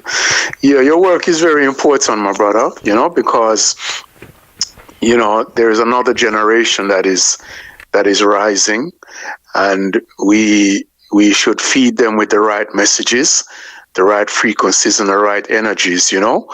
I wanted to take this opportunity to make you aware of some work we're doing in Zimbabwe. There's the Dangwe Art School under the leadership of Rasponda Mali. It's a school and an eco-village. And there's a few of us here in the United Kingdom who is supporting that school, sending some finance over from time to time, So that is another side of the work that we're involved in, the practicalization of the work as well. It's not just music, because... no, it's not. I think, everyone to their own, but I see that there can be a tendency to kind of get so fully immersed in the music that ones forget that there's other side of this liberating work, so true. Yeah. And this is an aspect of some practical work that we're doing. So in time to come, we're currently creating a video presentation that will highlight the work of this school and the development of the acreage of land that was gifted through through the chiefs and the elders in that locality. So we'll be sharing that in due course, and I'll be happy to maybe return to a subsequent interview and have a very detailed conversation about that, and to galvanize further additional support. So I want to take this opportunity to rise up my brethren who is in this group, Ras Almani. Also brethren Ras Kojo. So we are currently the 3 drivers for the project, but it's also Sister Delila and Ras Shaka, who is in Gambia, who are contributors to the project, you know? Yes. So, yes, this is another side of the work that we do. Yes. Zimbabwe is so important to the African world. Zimbabwe is very special. It's and the Zimbabweans, they are so well sharp, highly educated, and very amazing people. I mean, South Africans do nothing but amazed by how they have managed, despite of all the burden, and I mean, have nothing but a high respect from the sanctions from South Africa, from Zimbabwe. These are really our good people that we tend to not realize how they come from a long way. And so big up to the nation of Zimbabwe and Azania. Yes, sir. Big up to them. A lot of admiration, a lot of respect to those nations. I pray that one day I'll be blessed and fortunate to walk in Azania in Zimbabwe. I pray this will happen. Big up. Yeah, so you know, this work is multifaceted, you know. So the literary work that I do, the publications of books is another aspect. That I mentioned the website raskostafari.com. One can go there to see the whole of the back catalog of my work in terms of music, but also some of the books that we publish as well. And in terms of the magazines I mentioned, they're on the website as well. If ones want to go there, they can download these magazines freely and take a look, you know. So but yes, there's some new work coming as well musically. What is I thinking to play now?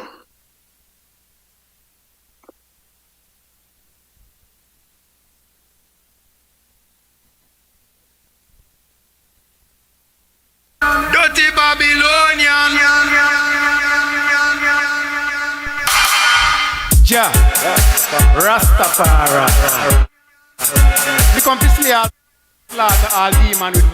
So what we have is We Got to Prosper. Then we're going to get into your latest CD called Justice. We're going to play several tunes of Justice. But right now, we playing We Got to Prosper. The lyrics, amazing. Issue. We got to prosper. Don't those negative people fight you down. We got to prosper. Ja, Rastafari. We come to slay all vampire and slaughter all demon with words, sound and power. Kill, cramp and paralyze all weak heart, misconception. We got to prosper. We got to prosper. Don't those negative people fight you down. We got to prosper. Don't those racist people fight you down. We got to prosper. Don't those negative people fight you down. We got to prosper. Don't those racist people fight me down. We got to prosper. Fighting me down in my place of work. I got to prosper. Fighting you from getting an interview. But you got to prosper. Trying to keep me in financial chain, but I've got to prosper. Applying the negative brain, but I've got to prosper. We shall inherit the earth. We've got to prosper. Find your talent, find your worth. We've got to prosper. Can't get left on the shelf, mashing up your health. We've got to prosper. Be productive, my people. Be productive and prosper. We've got to prosper. Got to prosper. We've got to prosper. We wrestle not against flesh, but against mental wickedness.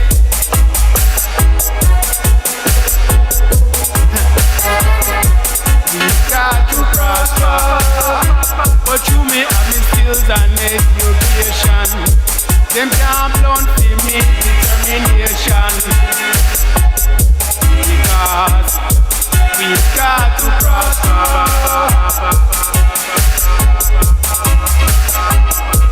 We've got to prosper.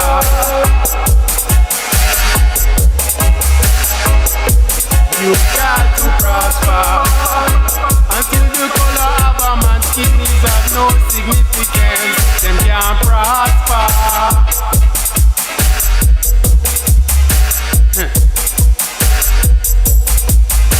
72 nation bow. We've got to prosper. Mussolini bow. We've got to prosper. Mengistu bow. We've got to prosper.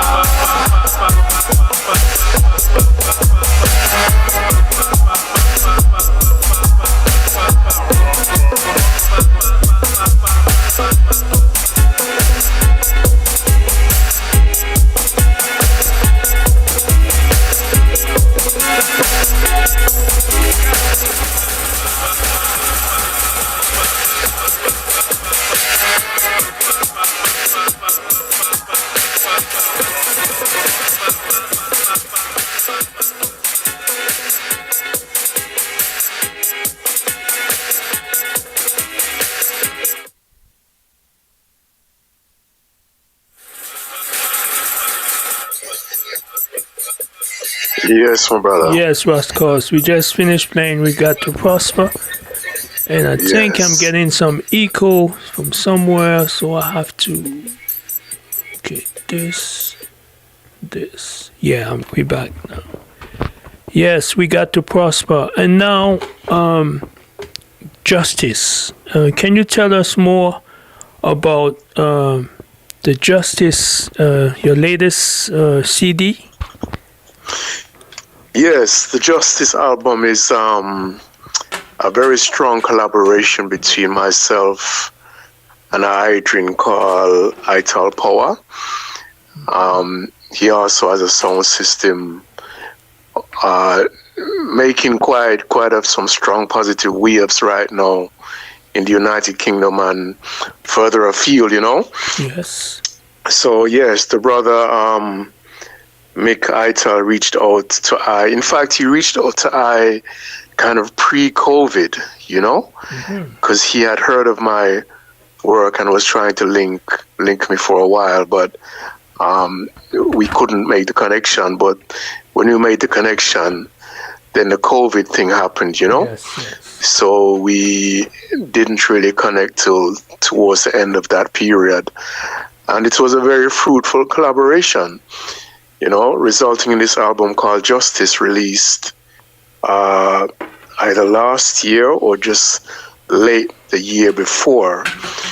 But yeah, it's got some really good responses.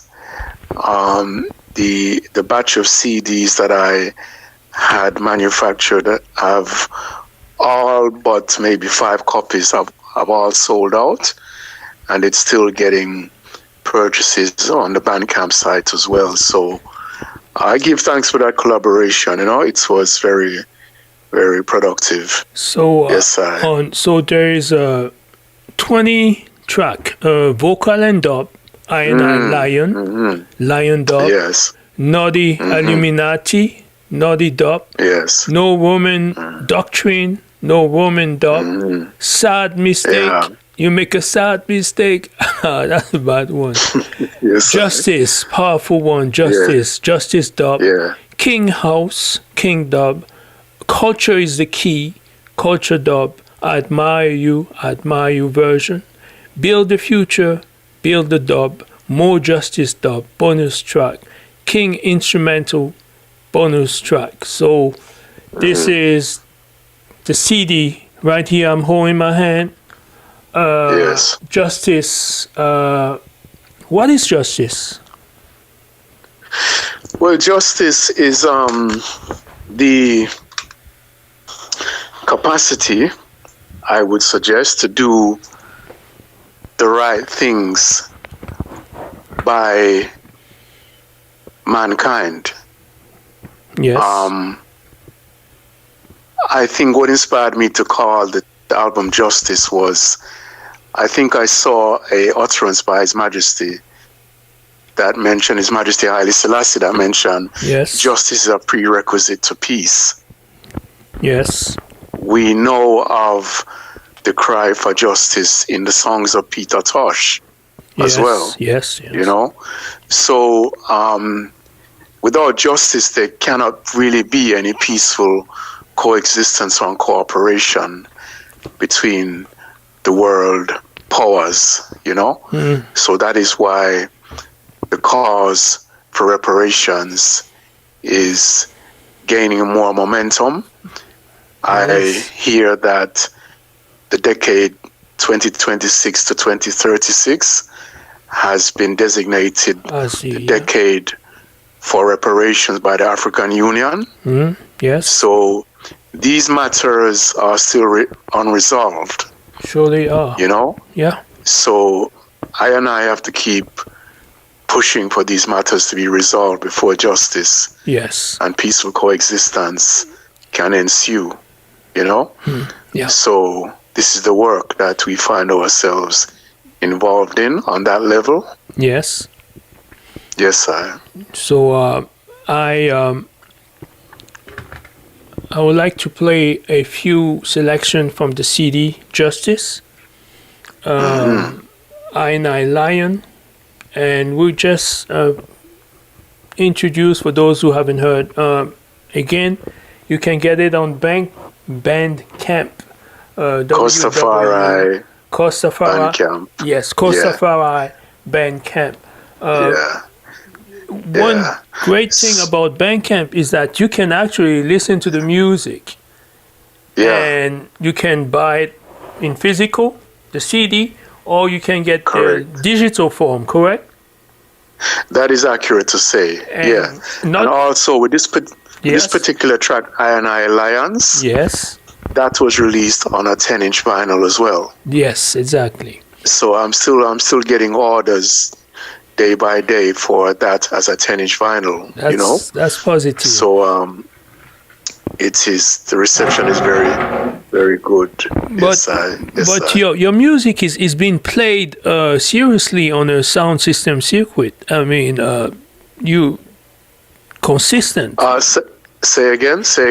Your music during session around the world, in England, they do play it. Even in Africa, they do play. Those who know your music, those who come across your music, they'll just, if they're into that mindset again, of course, they'll just drop it. They'll just play your music. I mean, and people will embrace it. I do give thanks, that it resonates with certain ones out there, because I think one of the reasons why my particular music appeals to some people is the kind of sincerity in the lyrics I'm delivering. I think I try to construct lyrics that do have substance, you know? Yes. Not to say others don't, but as I said earlier, you do more than others. You do. In 2026, we don't come across seriously. Some might be able to achieve that, but you've been so consistent. You've been so prolific in message, substance, music, that we it's like reading a book. It's like being able to understand or to be informed about situation or principles that people never saw it in such aspect. So it is more than needed, and we give thanks for it. Well, for what you bring. I think it's important, my brother, you know, that from the way I see nation building, because that's another aspect of how I contextualize my work. It's nation rebuilding. So Rascos, we need to bring you to Africa. We need to create this movement of no, serious. You know, it's long time waiting, really. Yes, sir. I see the work in that level, that kind of context, nation building. You know, thank you. Yeah. Nation building. In fact, there's a track, I don't know if you received it as yet, that I have done with my original band, Arcology. It's actually called Nation Building, you know. Has I received that yet? No, I don't. No, not that I can recall. Okay. No, not yet. Okay. Not yet. Well, I will make a point of forwarding that to you. Thank you. But nation building is the fundamental bedrock of the work I do. It's not just about the music and the likes and the hits. It's not about that. It's about my followers receiving substance that can guide their lives in some way to navigate their own personal circumstance, you know? Which is why also I have a poetry book which is published on Bandcamp. I'm actually mindful of the time. I have another appointment I have to go to shortly. Perhaps after a couple of tracks from Justice, we can reason a little longer and then arrange to reconvene. Please, you know? We need a part 2. But I want to say one thing is that because of everything what's been taking place within these 2 hours, I posted a digital library, which means more than 500 books on a digital link that with all the how Europe underdeveloped, all the classic books. It was sent to me a few years ago from someone, a good spirit. So, you know, we share the information, and so I just posted it right on the YouTube and on the FASIMBA showcase of Rascos. So once you visit it, you just, I mean, you got. I tried to send. So in that collection, you would have had the book by Chancellor Williams. Yes, it is there. Or the destruction of the. I mean, you can just name the Frantz Fanon, the all these books that on digital form. And so this is a gift for the moment that I share to whoever, again. Whoever understands the gesture, you're more than welcome to get in. It's not virus, it's real, it's serious, and you just share it with others who love reading, but for whatever reason don't have access to these books. Very good. So just this is what as a gift that was gift to me, and it's a gift that I give to whoever is into. I will assist in circulating it as well. Exactly. Yes, sir. So, I'm going to play a few. You have the Ibrahim Touré, also a tune that I have here. So, should I play the Ibrahim Touré or the Justice first? I think play Ibrahim Torori. Okay, we played first. Because it's about a political personality that is rising now. Yeah. And then when we reconvene, we can revisit Justice, and by then I will have some other tracks which I can share in time for that next convention that we have. So I pray thee. I really want to thank you for the time that you have offered us and the sharing of you, whatever you share with us. I pray and hope that the clarity of our conversation is just correct. It's just coming clear, and that there's no obstruction or no whatsoever. Again, I want to repeat, we are not aware how the reception is being received. So I hope that everything went well. I want to say big up to Jack Command, a good brother in Mexico. One team, serious brother. Highway Ticket, another good brother in Florida who always is give me feedback about how the quality of the show, but I'm not being able to even visit because of the eco situation. So I'm personally blindfolded. Roscos also is not listening to the show. I know Roscos did a great presentation and so forth. We just want to hope that the platform that we are offering was capable to deliver the same quality, so his message be received loud and clear. And well, I look forward to listening to the recording of our time. I want to give some closing salutations. Please, so that I acknowledge not just your listenership, but others in my community here in the United Kingdom. I want to acknowledge the Ethiopian World Federation, Local 3, and the International. I want to acknowledge the National Nyabingi Council, or the Nyabingi National Council in the United Kingdom. And all the producers, and the musicians who know of my work, in the spirit of Ubuntu, we are one, So I do give thanks for the strength and the time they have extended for I to collaborate with them, Yes, Baba. I want to rise up my sister in Lioness, and other good sisterins around me. I want to rise up my daughter and my son. Addis and Tesfa, and all of my extended family, because I am here because of them. And I want to rise up the ancestors and those on my particular family line as well, And we do give thanks to the King of Kings and the Lord of Lords, Jah Rastafari, Haile Selassie, along with his divine counterpart, Empress Menen. We acknowledge that divine lineage as well.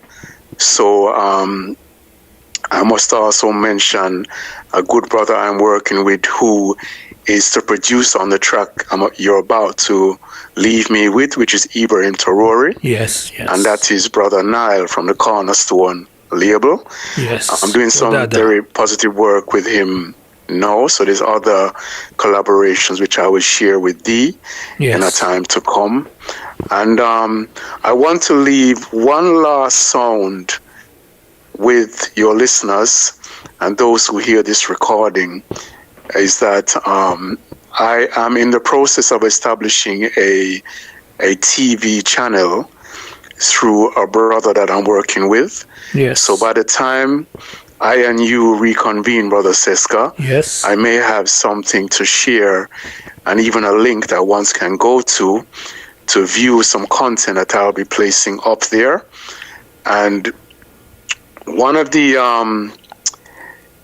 driving inspirations for setting up this channel is based on the Garvey principles, because I've created some content in terms of video material over the years, especially in the realms of when I was involved in the exhibition, Rastafari, the Majesty and the Movement, Yes. And again, you and I can reason about that when we reconvene. That is another whole project which deserves some highlight. Yes. But I decided from the very outset of creating this video material that I would not put it up on the conventional platforms. Mm-hmm.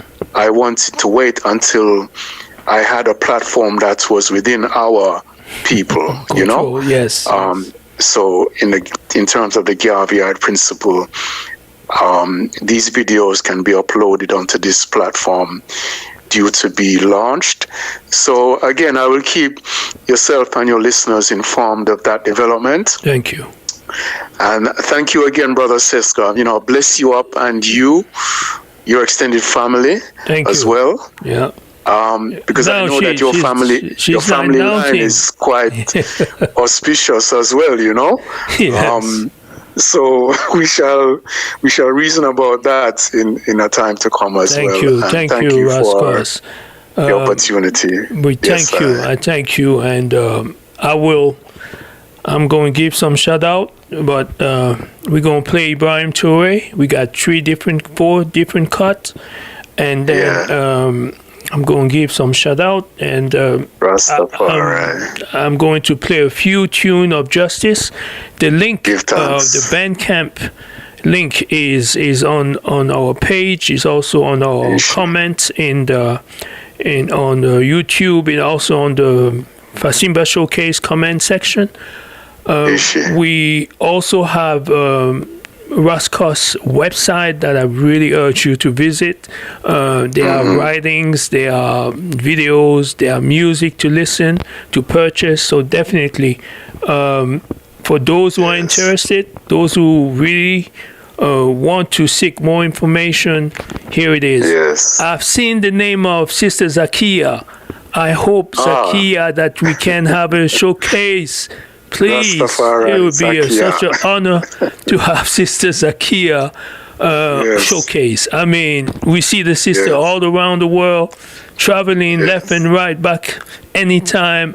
She has a story that we can wait to share it and to listen and to enjoy. That will be a very substantive.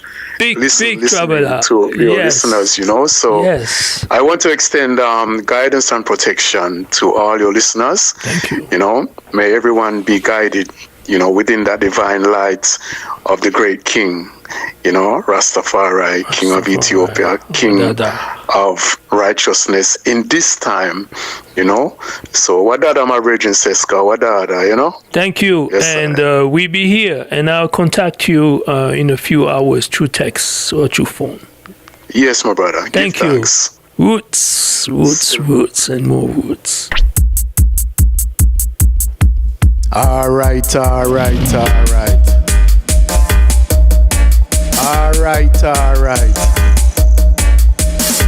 Yes, Jah. Full time now. Ibrahim Tarori, the man cause a furore. Ibrahim Tarori, the man cause a furore. Ibrahim Tarori, Ibrahim Tarori, Ibrahim Tarori, the man cause a furore. Bob Marley say long time in an interview, the West fatiguing Africa, and it's true. We are talk about the plight of Africa for so long. Put it in poetry, and I sing about it in songs. Ibrahim Tarori, boy, the man cause a furore. Ibrahim Tarori, the man cause a furore. The man arise up with courage and fortitude. Now give the West no platitude. Tarori have the right attitude. So we are show Terrori some gratitude. Ibrahim Terrori, the man cause of Ferrari. Ibrahim Terrori, the man cause of Ferrari. Common people of all nationalities can see the West and their inequalities, can see their leaders and how them toxic.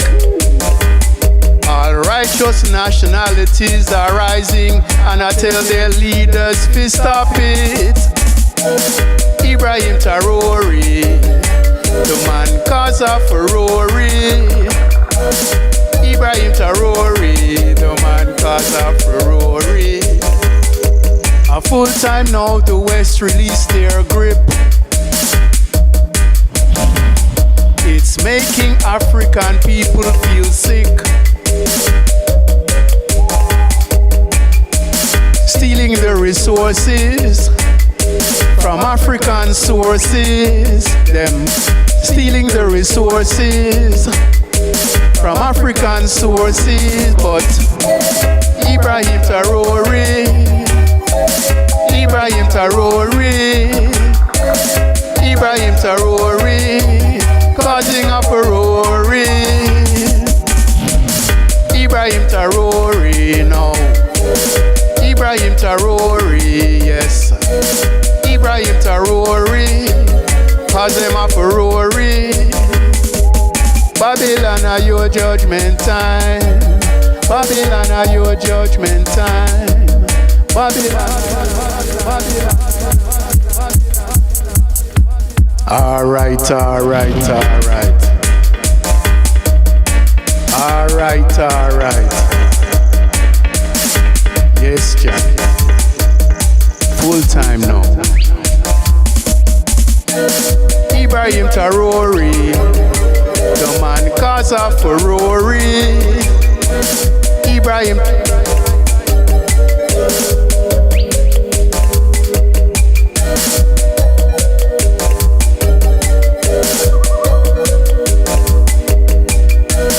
Ibrahim Terrori, the man cause of Ferrari.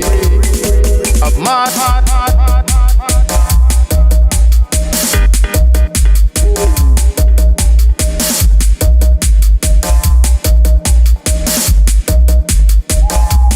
we are talk about the plight of Africa.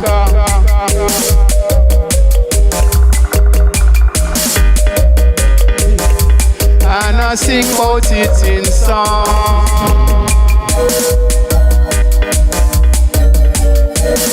Cause of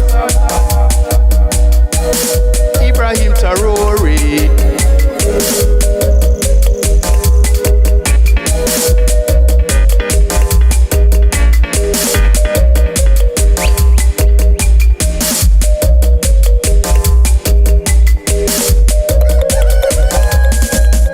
Rory have the right attitude,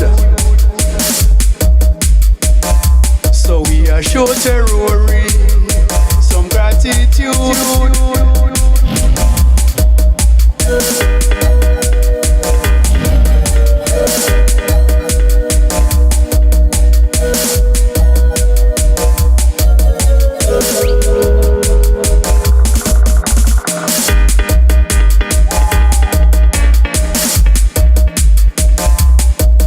See the West and their inequalities,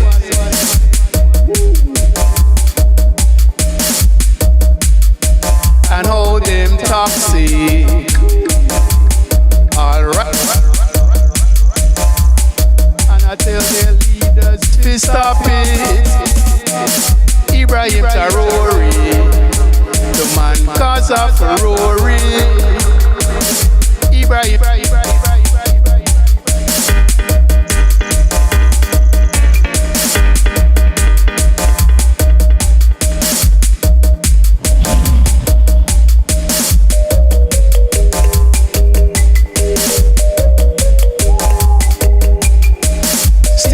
Resources from African sources. Them stealing the resources from African sources. But Ibrahim Traoré, Ibrahim Traoré, Ibrahim Traoré, causing a furore.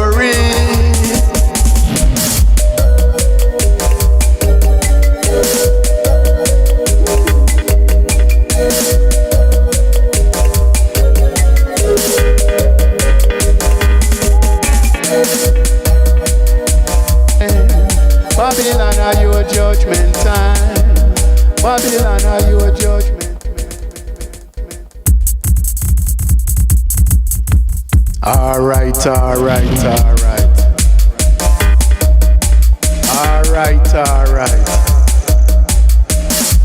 Yes, Jah.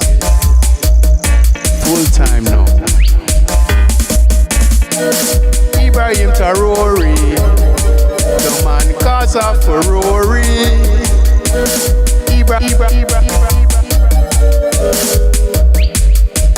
Yes, Rastafari.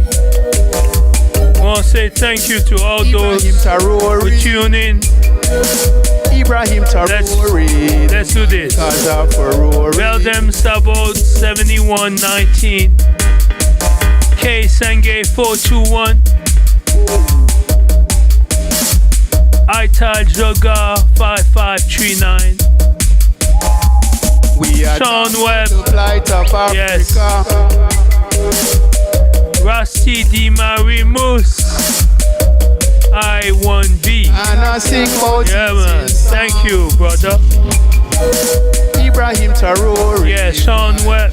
Always. Yes, Akashi. Give thanks. Ibrahim Traoré. Yes, I was able to download the Temperance from Fikir. I'm lost. Thank you. This one called Ibrahim Traoré. Traoré, of course. Traoré have the right attitude. Tell them. So we are showing Traoré some gratitude. Hear them style. Ibrahim Traoré, the man cause of furore. Ibrahim Traoré, the man cause of furore. Come on, people of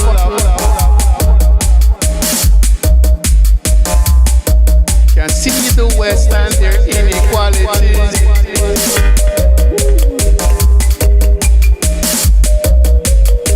And how them toxic.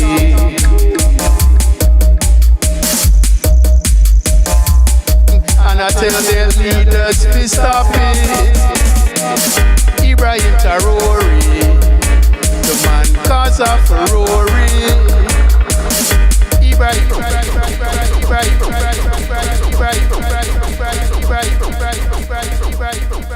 Now we're going to run into justice, just tune back and forth. So it go vocal and dub. Check this, justice, and it's available on Bandcamp at Rastafari Bandcamp.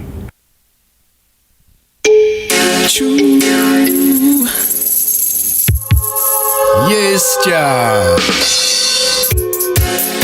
I wrestle not against flesh and blood, but against spiritual wickedness in high and low places.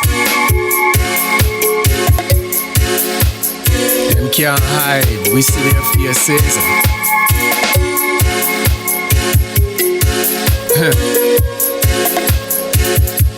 This one called I and I.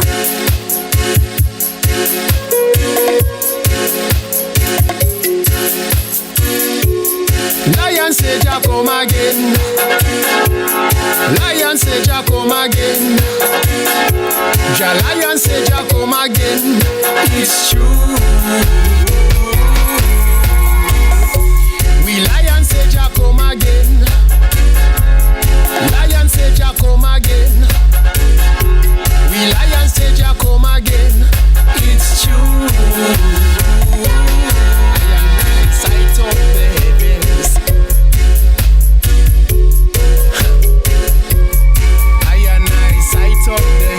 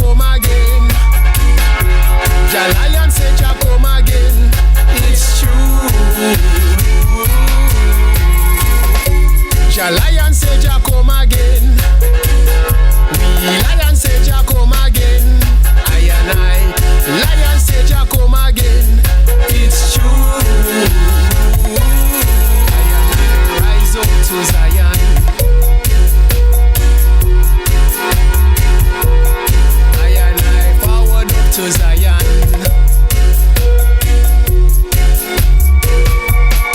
I and I rise up in joyousness. I and I rise up in joyousness. Because Lion said Jah come again. Jah Lion said Jah come again. Lion said Jah come again. It's true. It's true.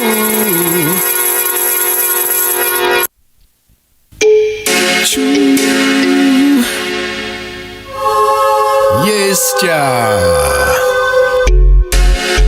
I wrestle not against flesh and blood, but against spiritual wickedness in high and low places.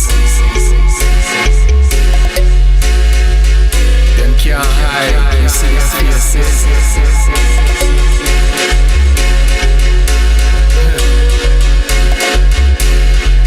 This one called I and I.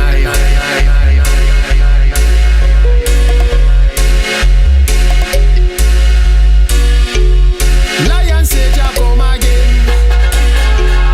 Lion said Jah come again. Jah Lion said Jah come again. It's true. We Lion said Jah come again. Lion said Jah come again. We Lion said Jah come again. It's true. I sight up the heavens. I and I sight up the heavens. I and I rise up.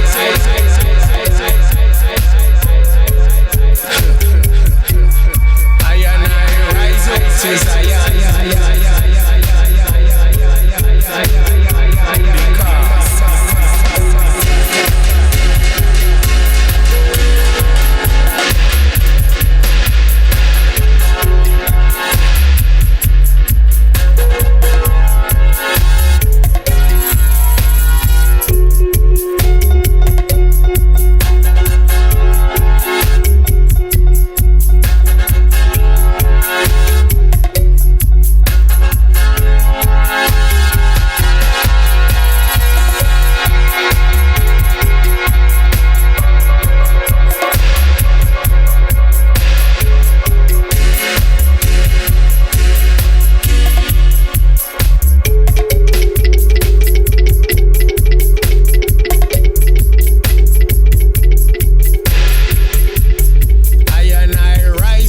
Judgment,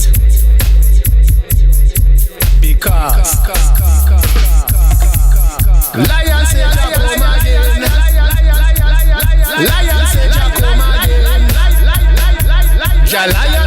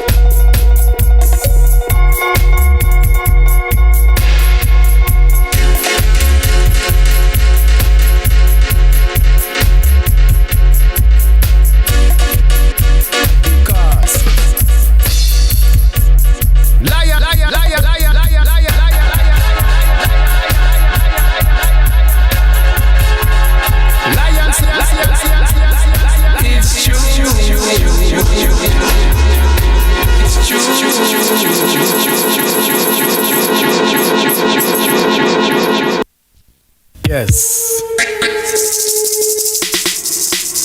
This one called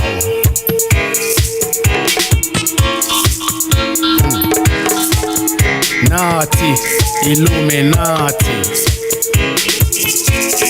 Fireball. Illuminati. You've been very, very naughty.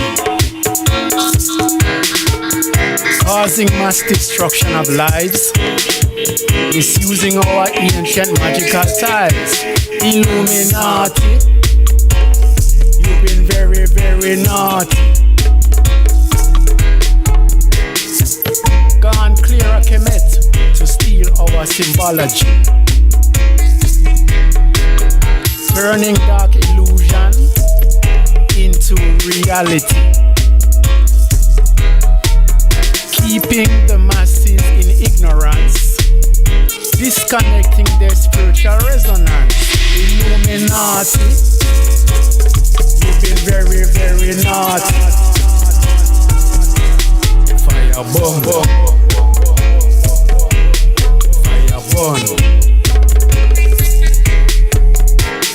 Broadcasting our signs on your dollar bills, displaying our symbology in your big screen films, using our geometry in your building layouts, using our intellectual property to fly to space and out. Illuminati, you've been very, very naughty. Yes. This one called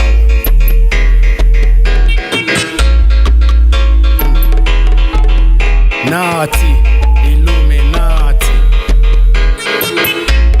Fireborn, Illuminati, you've been very, very naughty, causing mass destruction of lives, misusing our ancient magical ties. Illuminati, you've been very, very naughty.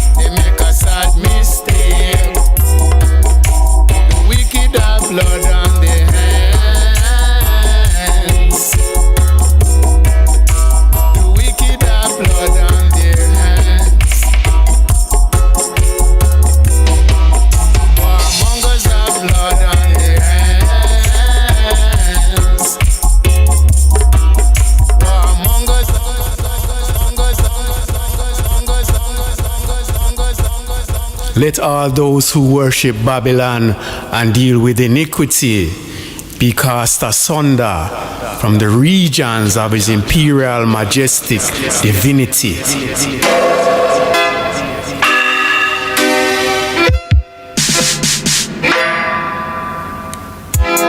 All good people know the value of justice. All good people know the value of justice. I and I know the value. I and I know the value. I and I know the value. We want justice. We want justice. We want justice. We want justice and equality. And equality. And equality.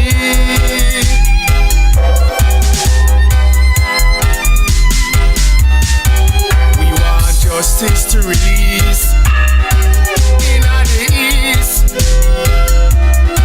We want justice to us out in the south. We want justice to pour out in the north. We want to see justice at its best in the west. Bigotry and self-interest, we calling it out.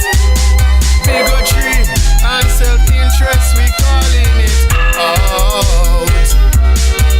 We want justice. We want justice. We want justice. We want justice and equality. And equality. And equality.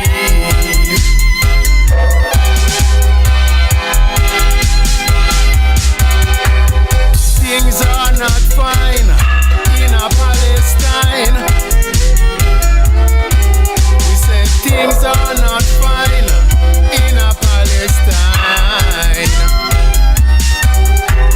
Should them want build their oil and gas pipelines.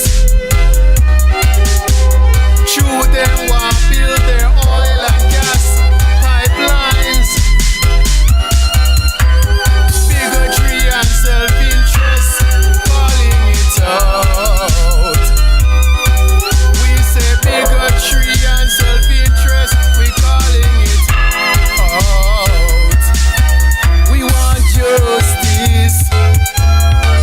We want justice. We want justice. We want justice and equality. And equality. And equality.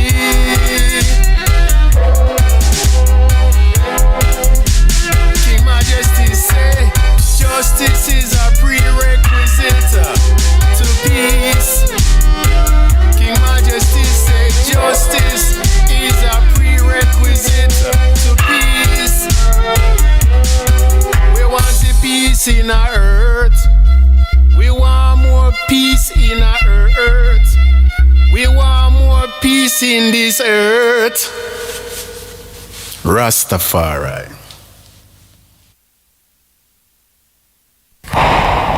Let all those who worship Babylon and deal with iniquity be cast asunder from the regions of his imperial majestic divinity.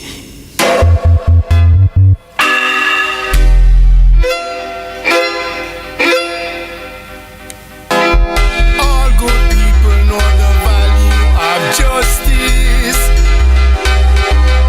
All good people know the value of justice.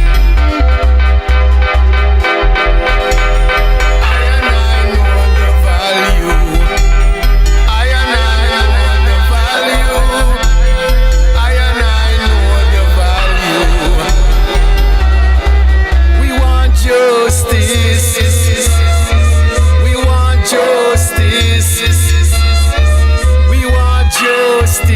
We want justice and equality. And equality. And equality.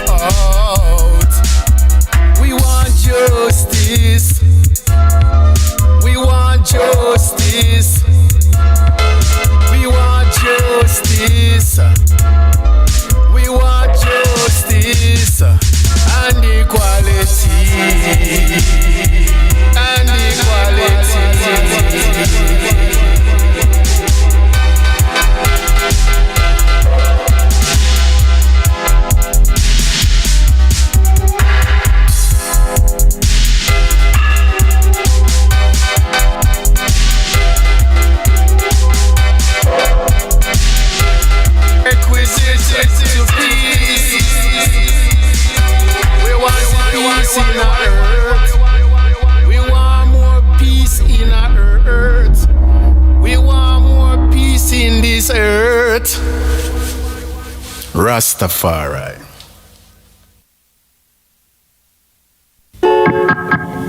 Isis.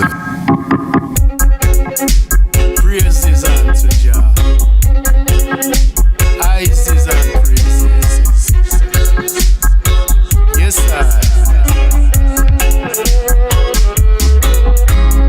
Going on our treadings. Going on our treadings. Going on a treading, going on a treadings, going up to Fairfield House, going to see the King's house, going up to Fairfield House, going to sight the King's house, where the King and the Queen resided, where the Holy Family resided. King's house, King's house, King's house, King's house.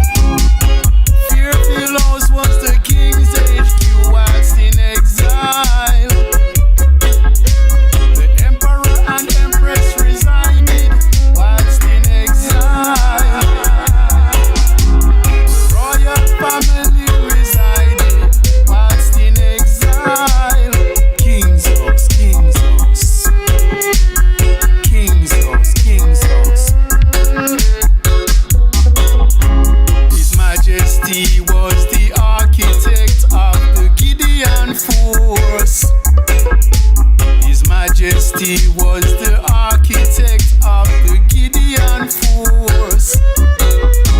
Go retake Ethiopia, really of course. Go retake Ethiopia, really of course. Kings, where the Ethiopian World Federation was instituted, and to the world this federation was distributed. Kings, where His and Her Majesty prayed daily for the freedom of Ethiopia. Kings of Ethiopia.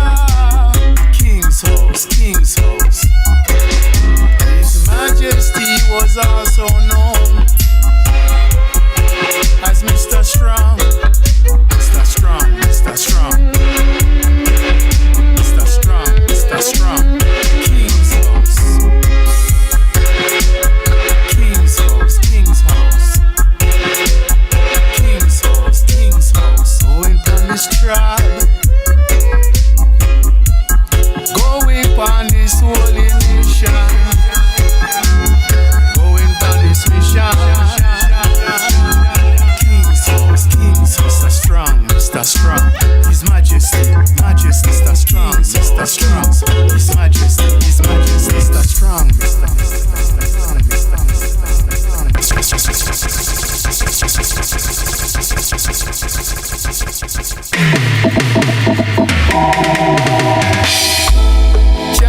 Culture is the key.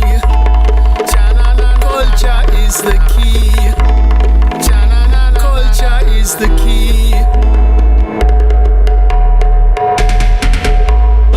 It's the only way to be free. It's the only way to be free. Who can't hear will eventually feel. Who can't hear will eventually feel. For only culture can make you real. Only culture will keep you real. Only culture will make you real. Culture with culture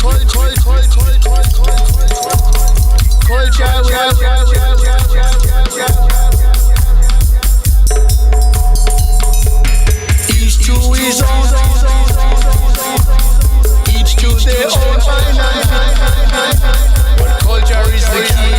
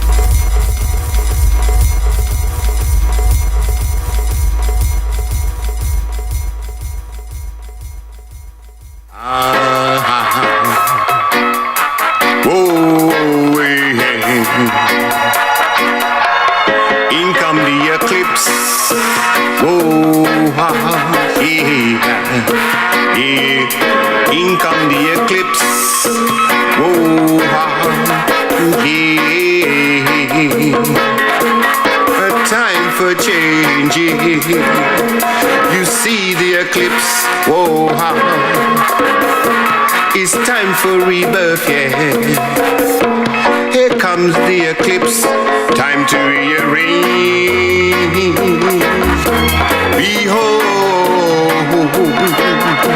the eclipse, yeah. Whoa, behold the eclipse, yeah. Hold the eclipse, we've got to change it, got to rearrange it.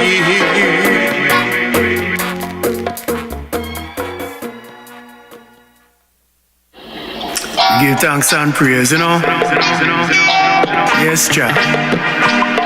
How good and how pleasant it is to live within the realms of righteousness. How good and how pleasant it is to live within the realms of purity. We stand today on the stage of world affairs, before the audience of world opinion. We have come together to assert our role, the direction of world affairs, and to discharge our duty. To this great continent of Africa, 250 million people we lead. Africa today is at its mid-course, in transition from the Africa of yesterday, moving into the Africa of tomorrow. Yes, Jah. Even as we stand here, we move from the past into the future. The task on which we have embarked, the making of Africa will not wait. We must act to shape and mold the future, and leave our imprint on events as they pass into history. Yes, Jah.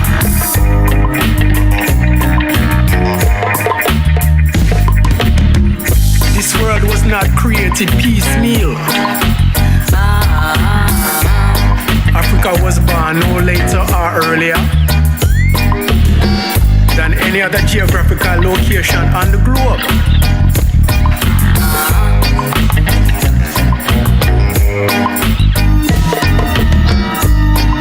Africans no more and no less than other men possess all human attributes, talents, deficiencies, virtues.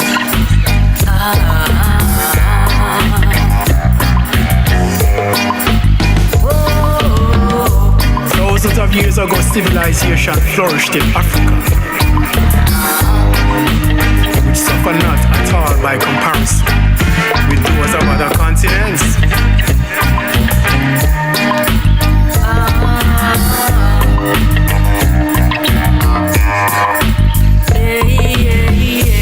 In those centuries, Africans were politically and economically independent.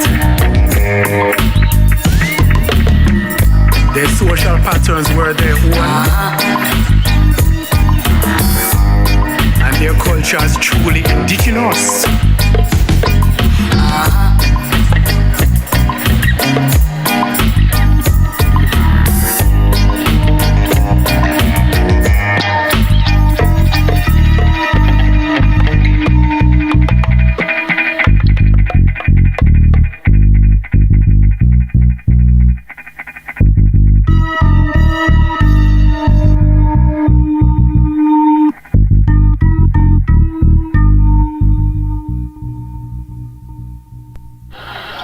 Give thanks and praise, you know.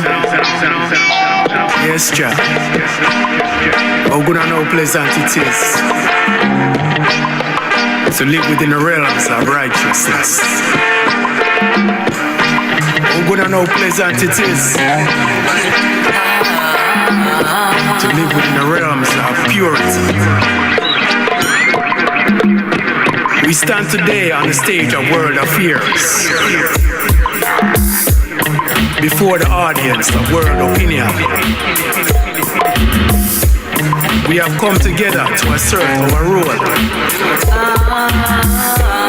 the direction of world affairs, and to discharge our duty to this great continent of Africa. 250 million people we lead.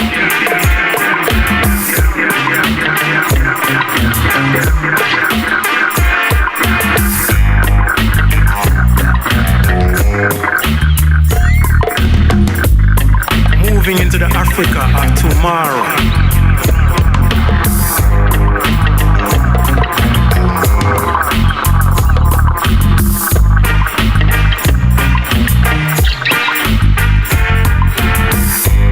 From the past into the future. The task on which we have embarked. The making of Africa will not wait.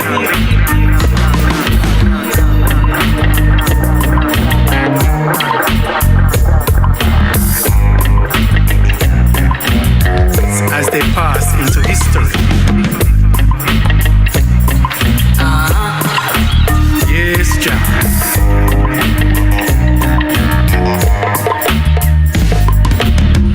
This world was not created piecemeal.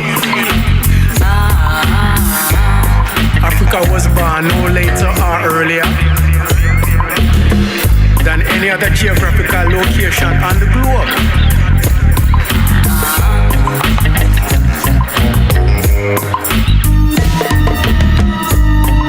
Africans no more and no less than other men possess all human attributes, talents, deficiencies, virtues.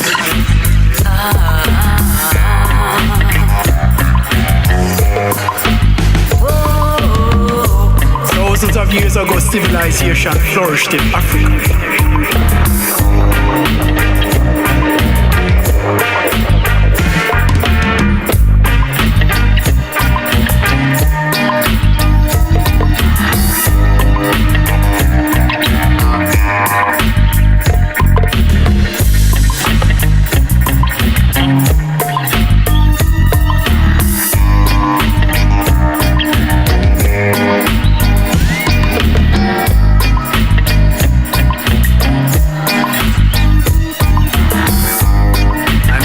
As truly indigenous.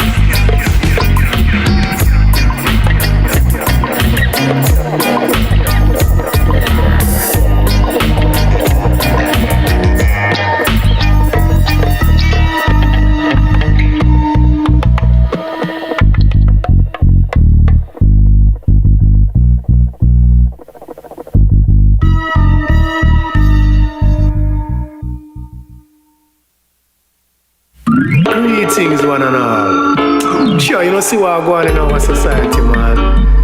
Sure, about a pandemic, corona pandemic. But them downgrade the thing from March 21st from a highly contagious infectious disease. So them are going about lockdown and isolation, man. You know, see what going on. Them are blatantly sideline human rights. You hear me? These are some of them now. Listen good. Declaration of Human Rights, man. Declaration. All human beings are born free and equal in dignity and rights. Everyone is entitled to all the rights and freedoms set forth in this declaration without distinction. Everyone has the right to life, liberty, and security of person. You hear that? No one shall be held in slavery or servitude. No one shall be subjected to torture or to cruel, inhuman, or degrading treatment or punishment. Everyone has the right to recognition everywhere as a person before the law. Not only their law, but your law. All are equal before the law and are entitled without any discrimination to equal protection of the law. Everyone has the right to an effective remedy by the competent national tribunal for acts violating fundamental rights. No one shall be subjected to arbitrary interference with his or her privacy. Hear that? No one shall be subjected to arbitrary interference with his or her privacy. Everyone has the right to freedom of movement. Everyone has the right to freedom of thought, conscience, and religion. Everyone has the right to freedom of opinion and expression. Naturally. Everyone has the right to freedom of peaceful assembly and association. Everyone has the right to take part in the government of his or her country. Everyone as a member of society has and is entitled to realization of economic, social, and cultural rights. Everyone has the right to work. Everyone has the right to a standard of living adequate for health and well-being. Yeah, you hear that? Everyone has the right to a standard of living adequate for health and well-being. Everyone has duties to the community.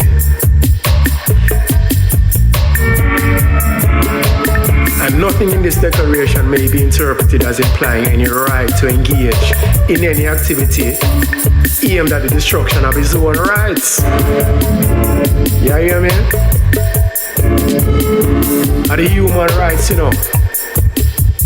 Are the human rights, Declaration of Human Rights. Know your rights. Don't let them take away your rights, man.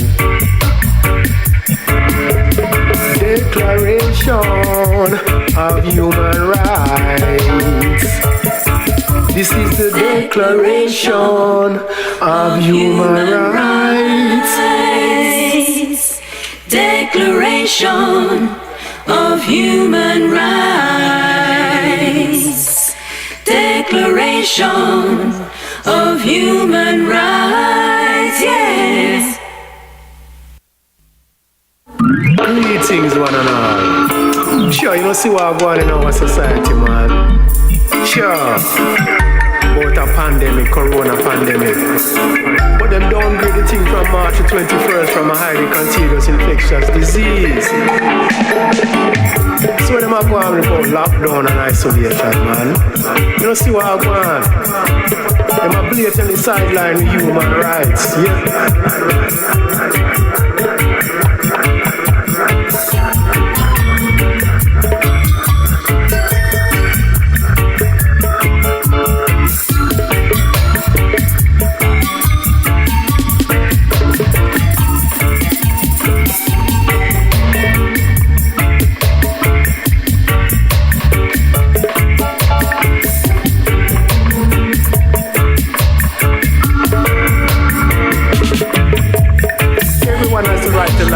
And security of person.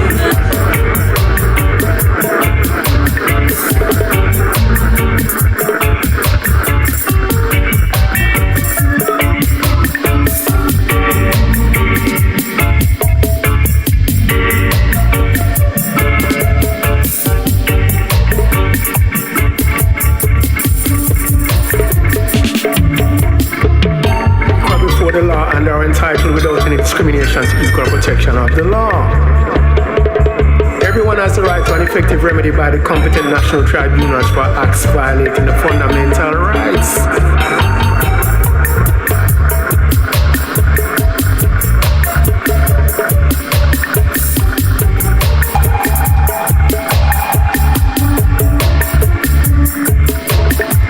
Everyone has the right to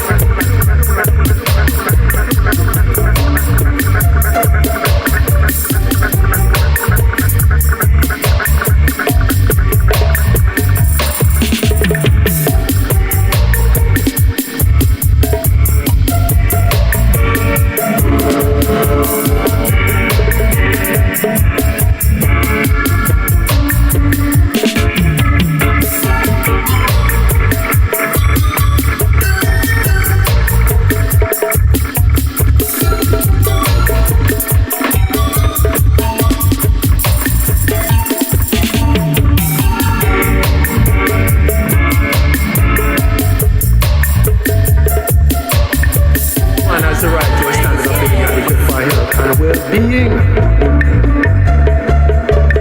Everyone has duties to the community.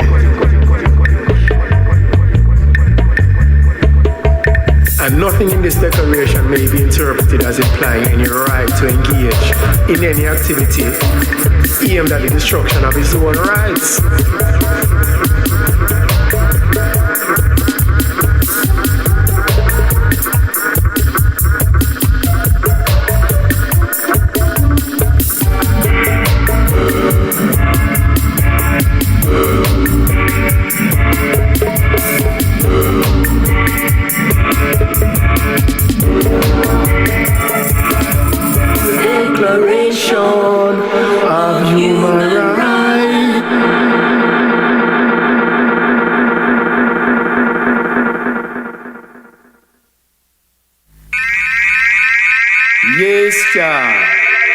United States of Africa.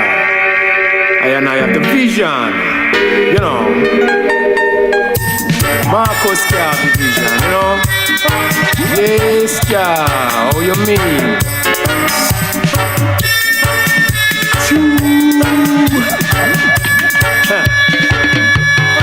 Hear that Marcus can be Africa free.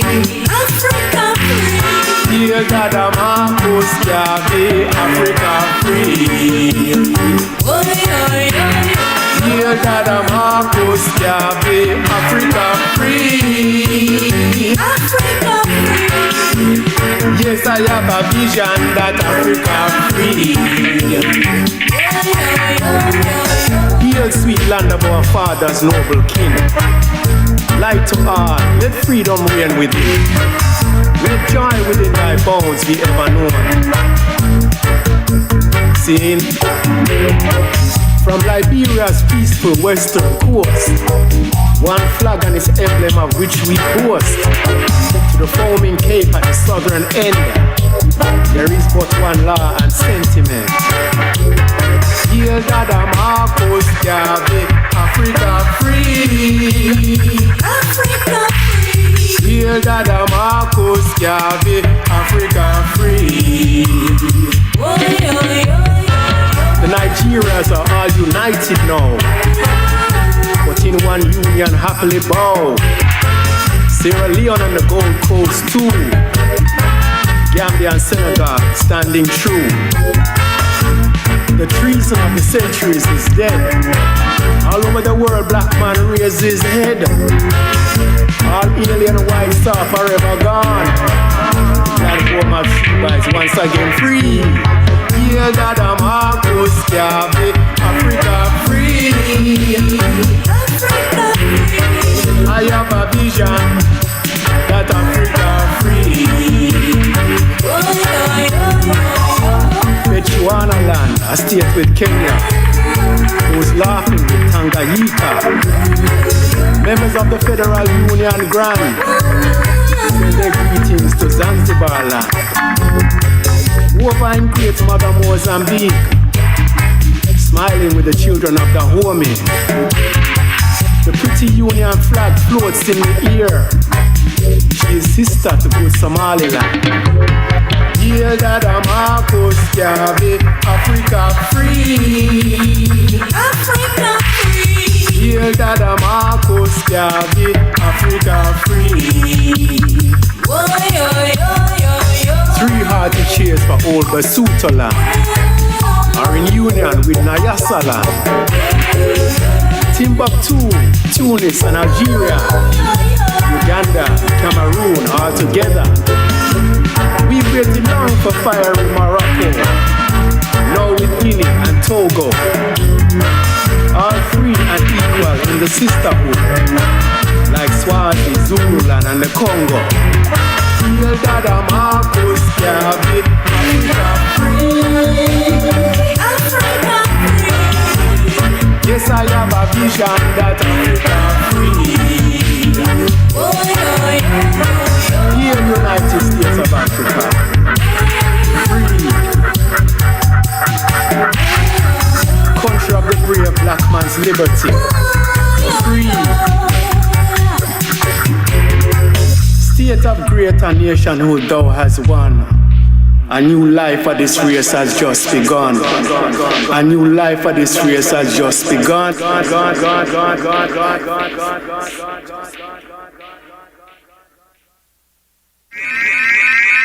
Yes, Jah.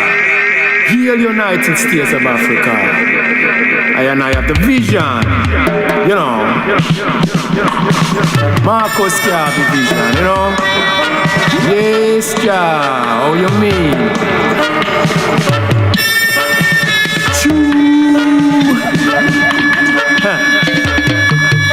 Heal Dada Marcus Garvey, Africa free.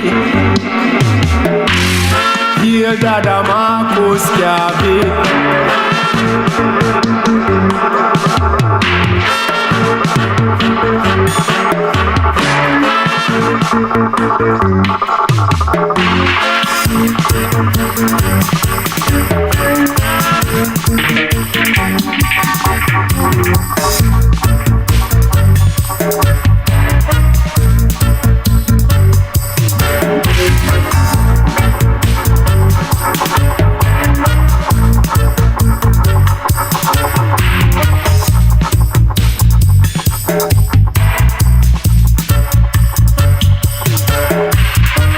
The foaming cape.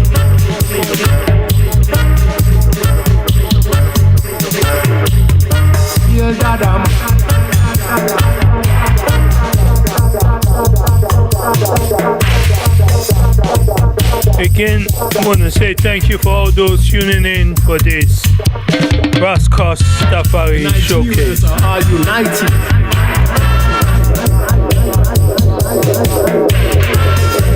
As you heard us say, there will be a part 2 in a few weeks from now.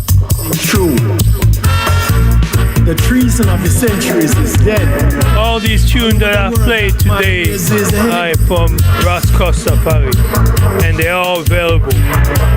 So check his website, check his Bandcamp. Until then, thank you, Wadada, forward ever backward. We ain't going back there.